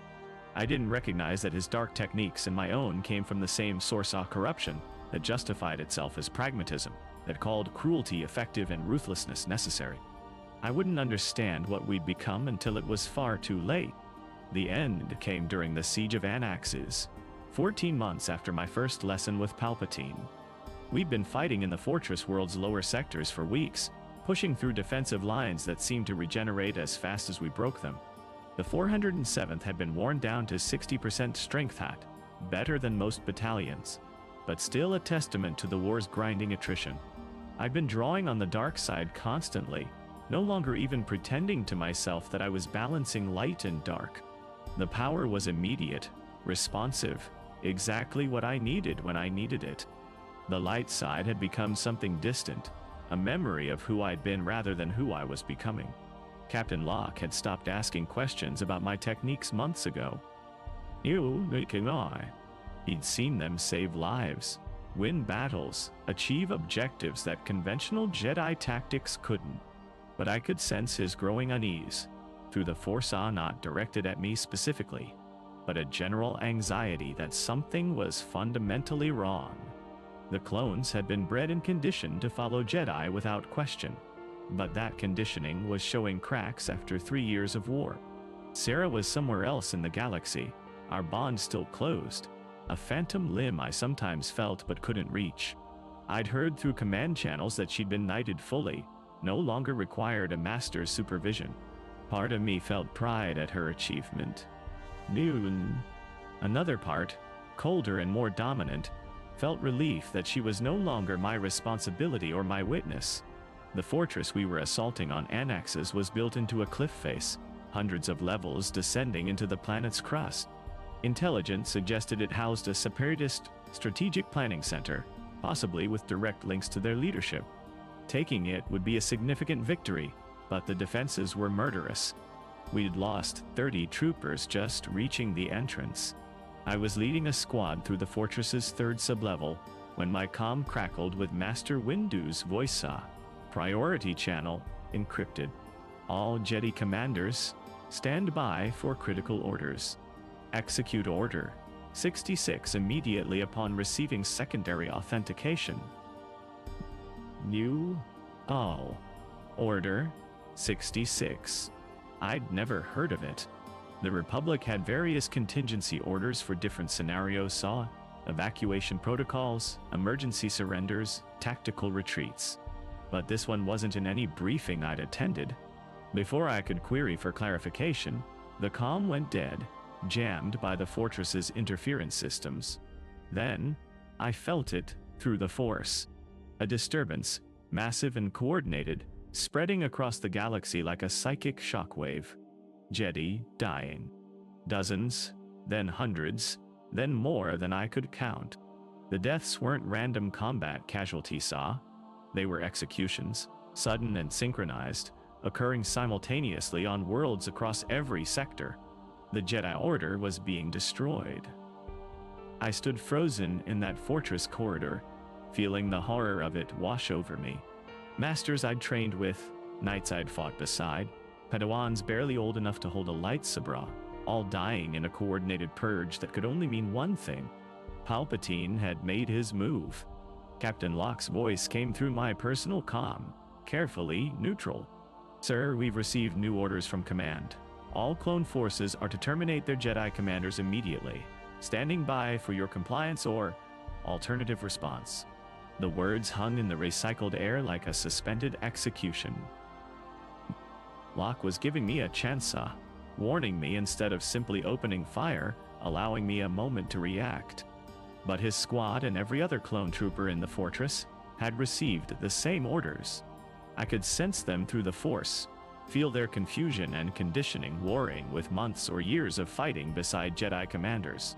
The bonds we'd built weren't enough to override their programming, but they were enough to create hesitation. Perhaps 3 seconds before, that hesitation resolved into action. Everything Palpatine had told me crystallized with sudden, terrible clarity. The Order falling. The Republic transforming into an empire. Force users having to choose whether to embrace the future or die defending the past. He'd warned me this was coming, had trained me to survive it, and now the moment was here, and I had to decide what I was. Jedi or Sith, light or dark, no, victim or survivor. I reached for the Force, and it responded instantly. I know the light side I'd once relied on, but the dark side I'd been cultivating for over a year. Anger at the betrayal, fear of death, the desperate will to survive. It flooded through me like wildfire, and I let it. No more pretending at balance, no more careful integration. I needed power, and I needed it immediately, and the dark side gave it without hesitation. Force lightning exploded from my hands before Locke could give the order to fire. Blue-white electricity arced through his armor, through the troopers closest to me, dropping them instantly. Not did I, held back just enough lethality, but incapacitated. The rest of the squad opened fire, but I was already moving, augmented by dark side enhancement. Blaster bolts deflected off my lightsaber, off force barriers I erected through pure will and rage. I disabled them all in seconds, a storm of violence powered by the terror of knowing the entire galaxy had just turned against my order. The fortress erupted into chaos. Clone troopers throughout the structure were attacking Jedi, and Jedi were defending themselves or dying or falling into the same desperate dark side fury I'd embrace. I felt Jedi presences winking out across the planet, across the sector. Felt the Order's death rose through the Force like a limb being amputated from my soul. I ran, through corridors now filled with enemies who'd been allies hours before, past the bodies of clone troopers and Jedi both, toward the fortress's landing platforms where our gunships were stationed. Other Jedi had the same idea. I sensed 3 or 4 converging on the same location, all of us operating on pure survival instinct. Master Krell was there ahead of me, his 4 lightsabers spinning in deadly arcs as he cut through clone troopers who'd been his own troops that morning. His face was twisted with rage, and something worse, satisfaction. He was enjoying this, reveling in the freedom to kill without restraint or justification. The dark side poured off him in waves so strong, it made my own seem tentative by comparison. Finally, he shouted over the sound of blaster fire and dying men. Finally, we can stop pretending. The Jedi Order was always a cage, and now it's broken. He was right and wrong simultaneously. The Order was broken, but what he'd become in breaking free from it was monstrous. I could see my own future in his eyes, not the balanced integration of light and dark I'd imagined, but complete surrender to power and rage, and the certainty that might made right. This was what Palpatine had been cultivating. Not wise Force users who could transcend the Jedi's limitations, but weapons. Tools shaped by the dark side into instruments of his will. Krell had fallen completely, and I was terrifyingly close to the same edge. A gunship lifted off from the landing platform. Krell had somehow commandeered it, was escaping while other Jedi still fought through the fortress. He looked back at me, grinning through the smoke and chaos. Come with me, we'll show them what real power looks like. I almost did. Almost ignited my lightsaber and cut my way to that gunship. Let the dark side fully consume me, embrace what I was becoming without reservation or shame. It would have been easy. The power was right there, offering strength and survival, and the intoxicating certainty that I deserved to live more than those trying to kill me. But I saw Syrah's face in my mind. The way she'd looked at me on Coruscant when she'd closed our bond, the pain and disappointment and desperate hope that I might somehow find my way back. I'd told myself I was better off without her doubt and fear, but in that moment, I understood what she'd been trying to tell me. This wasn't evolution. It was corruption. Everything Palpatine had warned about it out. The need for control, for purpose beyond raw power, for discipline that prevented the dark side from consuming, was propaganda designed to make me complicit in my own fall. There was no balance between light and dark. There was only surrender in one direction or another, and I'd been surrendering to darkness for over a year while calling it growth. I turned away from Krell's gunship, let him escape while I stood on that platform, surrounded by the bodies of men I'd killed or disabled, feeling the weight of every choice that had led me here. The fortress was collapsing into battle, clone troopers systematically hunting down Jedi, while the Republic I'd served revealed itself as the monster Palpatine had been shaping all along. The Empire. Not a future possibility, but an immediate reality, built on the corpses of the Order I'd belonged to. I felt Palpatine's presence through the Force then, vast and attentive, focused on Coruscant but aware of the galaxy-spanning purge he'd orchestrated.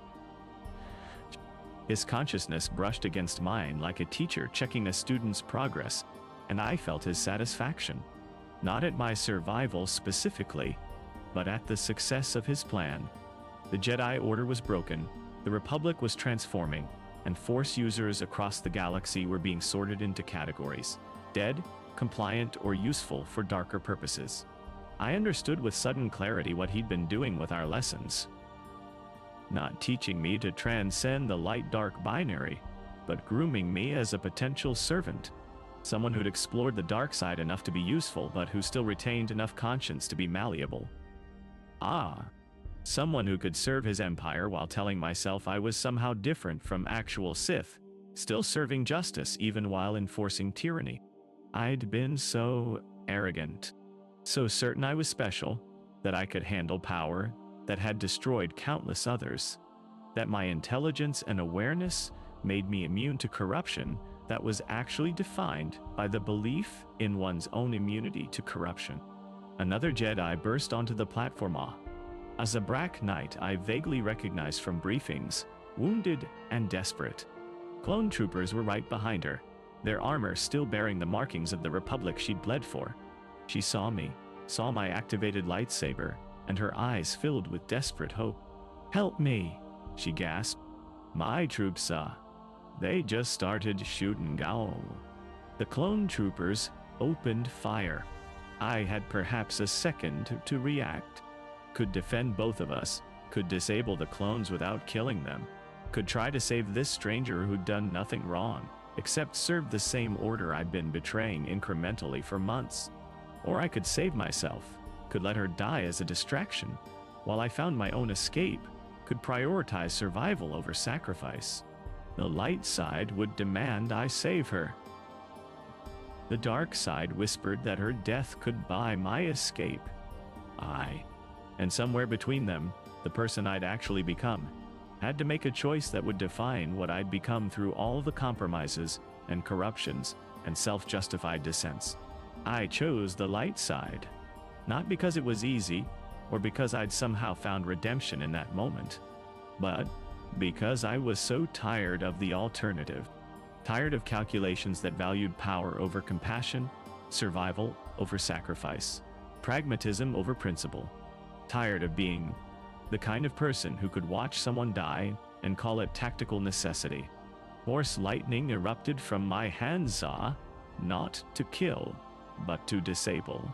The clone troopers collapsed, their armor shorting out, unconscious but alive.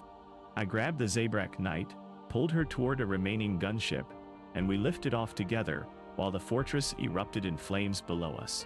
She was gasping, crying, holding a wound in her side that leaked blood across the gunship's deck. What happened? Why did The Republic is over, I told her, piloting us away from Anaxes as fast as the gunship could fly. The Chancellor, he's Sith. He's been Sith all along, and he just activated some kind of contingency order that turned the clone army against us. The Order is being destroyed. Everything we fought for was a lie. She stared at me in horror and disbelief, and I couldn't blame her. The truth sounded insane even to me, and I'd known pieces of it for over a year. How could the Chancellor be Sith? How could the Republic betray its defenders? How could everything we'd believed and sacrificed for have been manipulation?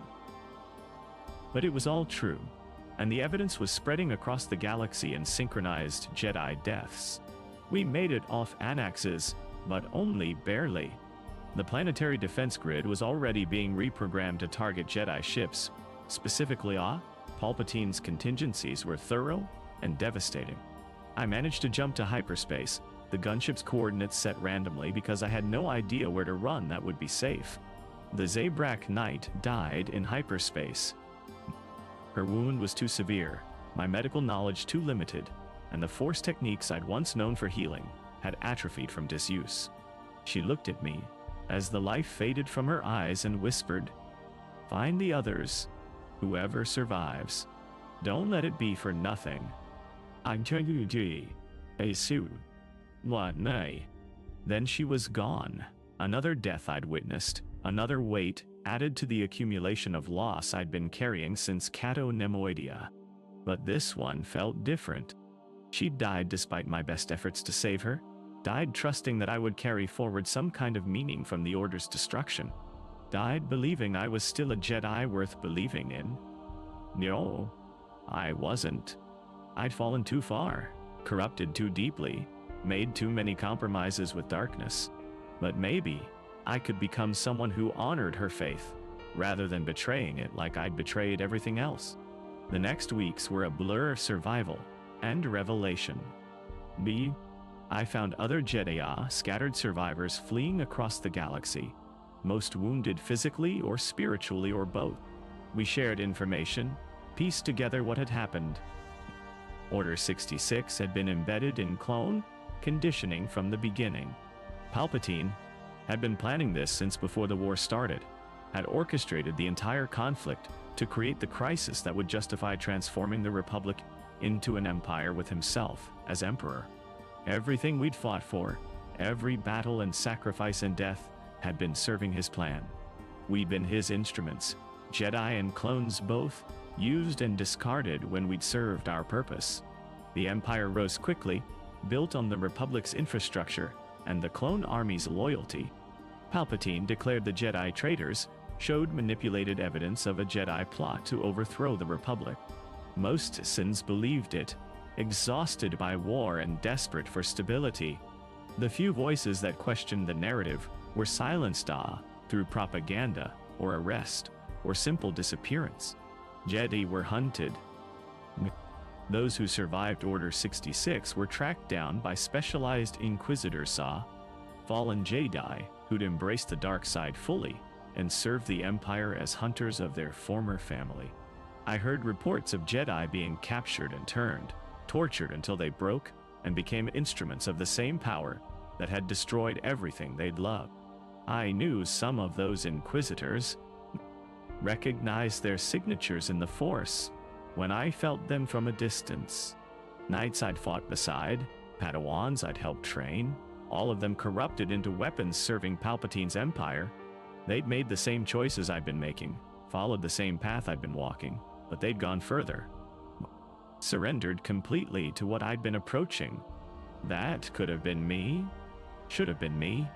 I'd been one lesson away, one more battle away, one more compromise away from becoming exactly what they were. The only difference was that Order 66 had come when I was still conscious enough to feel horror at what I'd been becoming, still capable of choosing the light side even after months of embracing darkness.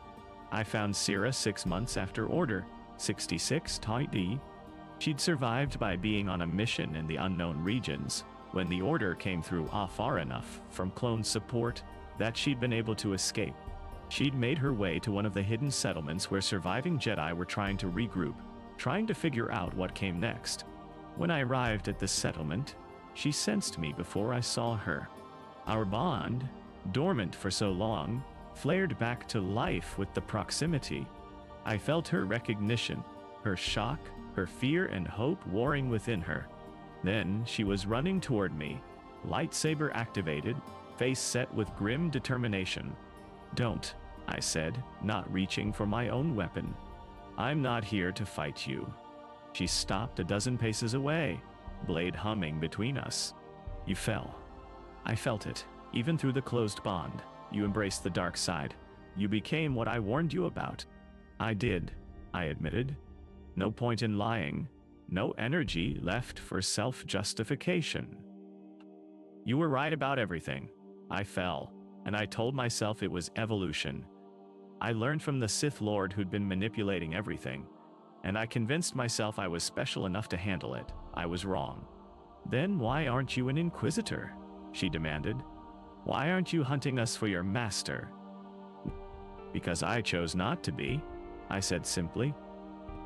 Not soon enough, not decisively enough, but eventually. When it mattered, I chose the light side over the dark. Save someone instead of letting them die for my convenience. Syrah studied me, blade still active, clearly warring with whether to believe me. The dark side doesn't let go that easily. You don't just decide to stop falling and suddenly you're fine. I'm not fine, I said.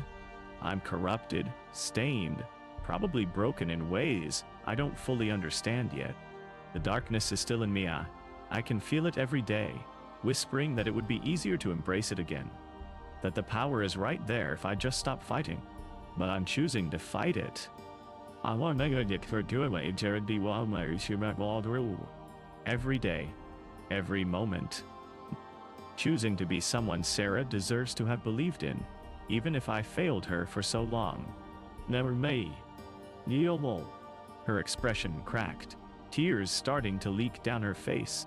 You hurt me. You became something terrible, and you made me watch, and I couldn't save you because you wouldn't let me. I know, I said, and I'm sorry. It doesn't fix anything, doesn't undo what I became or the things I did. But I'm sorry, and I'm trying to be better than what I was. She deactivated her lightsaber slowly, crossed the distance between us and hit Manot with the Force, just her fist against my chest, hard enough to hurt. Then she was hugging me, crying against my robes while I held her, and felt the weight of everything we'd both lost. Don't fall again, she whispered. Please, I can't watch you fall again. I'll try, I said. The only promise I could honestly make. The years that followed were survival and penance in equal measure. The Jedi who remained formed no new order. We were too few, too scattered, too traumatized by betrayal. Instead, we survived individually or in small groups, hiding from the Empire while trying to maintain some connection to the light side and what we'd once represented. I spent those years fighting the darkness within me. Every day was a choice: to release anger instead of feeding on it, to choose compassion over expedience, to use the Force through the light side even when the dark side was faster and stronger and more immediately satisfying. Some days I succeeded. Some days I failed, felt the old hungers rising, had to consciously pull myself back from edges I'd spent months walking toward. Sarah stayed with me, not as Padawan and Master anymore, but as equals. She kept me honest, called out my backsliding before it could compound, reminded me what I was fighting for when the darkness whispered that I was fighting a battle already lost. In return, I taught her what I'd learned from the darkness: not to use, but to recognize, to understand the corruption, so she could guard against it in herself and others. We saved a few people over those years. Other survivors, rebels fighting the Empire, even occasional Imperial citizens who'd run afoul of the system Palpatine had created. Small victories that didn't change the galaxy, but that kept us connected to who we'd once been, who we still hope to become again. I never saw Palpatine again after Order 66, but I felt him through the Force sometimes, that vast presence radiating from Coruscant, Imperial Center, like a dark sun around which the whole galaxy orbited. He'd achieved everything he'd told me he would. Transformed the Republic into an empire, destroyed the Jedi, established an order based on power and fear and absolute control. And he'd done it using people like Mia, Force users he'd corrupted slowly enough that we didn't recognize what was happening until it was too late. Some nights, when the darkness was particularly strong and the light side felt impossibly distant, I wondered what would have happened if I'd made different choices. If I'd reported him to the Council when he first revealed himself, if I'd refused his training instead of embracing it, if I'd trusted Syrah's warnings instead of dismissing them. Would the Order have survived? Would the Republic? Or would everything have happened exactly the same, just without my personal corruption to mark the journey? I'll never know. The past is fixed, and all I have is the present. This endless struggle to be someone better than who I became, to honor the faith of people who believed in me when I didn't deserve it, to prove that falling to the dark side doesn't have to be final as long as you keep climbing back toward the light. The climb is endless. The darkness is always there, always whispering, always offering power and certainty and release from the burden of conscience. Every time I use the Force, I feel a taunt. The temptation to draw on anger instead of peace. To take shortcuts, I know will lead me back to that edge I almost fell over completely. And every time, I choose differently. Choose harder. Choose the light, even when it costs me. Even when it would be easier to surrender. Because I learned what happens when you stop choosing. When you tell yourself that this one compromise doesn't matter, that you're strong enough to handle power that destroyed others, that the ends justify the means, if the means are efficient enough. I learned what it feels like to become something monstrous while telling yourself you're evolving beyond outdated constraints. I learned that falling to the dark side doesn't feel like falling at all. It feels like ascending. And that's what makes it so dangerous. This is my confession. If confession is even meaningful anymore, was. I was a Jedi Knight who fell to the dark side through pride and pragmatism, and the certainty that I was wise enough to handle corruption. I learned from a Sith Lord, and told myself I was learning wisdom. I killed prisoners and called it tactical necessity. I embraced anger and passion, and the raw exercise of will, and I called it evolution beyond the Jedi's limitations. I was wrong about everything. The Jedi Code, for all its flaws and rigidities and failures to adapt, was right about the most important thing. The dark side corrupts. Not through obvious evil, but through pride. Through the certainty that you're different. Through the seductive logic of power serving purpose. I fell because I thought I was too strong to fall. Too aware to be corrupted. Too special to be consumed by darkness that had destroyed countless others. And I almost stayed fallen. And too, almost became an inquisitor hunting my former family. Almost served the empire I'd spent years helping to build through my compromises and corruptions. The only reason I didn't was random Chancellor Order 66 coming at a moment when I was still conscious enough to feel horror instead of satisfaction. I tell myself I chose the light side, that in that critical moment on Anaxes, I made the decision that saved me. But I wonder sometimes if it wasn't choice at Allah, just the last fading echo of who I'd been before the fall, strong enough for one final act before it disappeared forever. Either way, I'm still here. Still, fighting the darkness within and without. Still trying to be someone worthy of the faith Sira showed me. The sacrifice that unnamed Zabrak Knight made. The hope that the Jedi Order represented even in its flawed and rigid form. Still choosing the light side every day, every hour, every moment when the choice presents itself. The war is over, but the battle continues. Not against the Empire.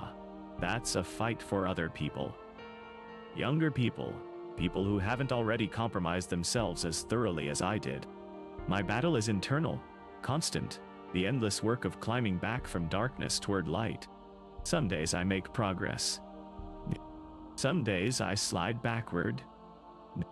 But every day, I choose to keep climbing rather than surrendering to the abyss that's always there, always waiting, always whispering that it would be so much easier to just let go and embrace what I almost became. I'm told that makes me brave. I don't believe it. Brave would have been never falling in the first place. Brave would have been trusting my Padawan's warnings, reporting Palpatine, accepting the Council's guidance instead of my own corrupted judgment. Brave would have been recognizing corruption while there was still time to stop it. I'm not brave. I'm just stubborn. Too stubborn to give the darkness the satisfaction of winning completely. Too stubborn to waste the second chance I was given through luck and timing and other people's sacrifice. Too stubborn to become the cautionary tale I deserve to be. This is what happens when a Jedi falls to the dark side. Not theatrical corruption with lightning and red lightsabers and obvious malevolence.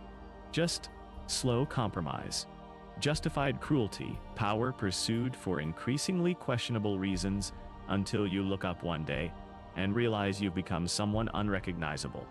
And if you're very, very lucky, you get a chance to climb back, to spend the rest of your life fighting the darkness that will never completely leave you, honoring the faith of people who believed in you when you didn't believe in yourself, trying to prove that redemption is possible even for those who fell willingly into corruption. The climb is endless. The darkness never stops whispering. But every day I choose to keep climbing anyway. That's what happens when a Jedi falls to the dark side. And what happens when they try a stumbling, imperfect, but determined Tato find their way back to the light. The Force is still there, if I reach for it carefully. The light side, distant but patient, offering peace if I can quiet the storm within me enough to hear it. And the dark side, immediate and seductive, promising power I no longer trust myself to wield. Between them, I exist. Not Jedi, not Sith, but something diminished and scarred and still fighting. Still trying. Still choosing. It will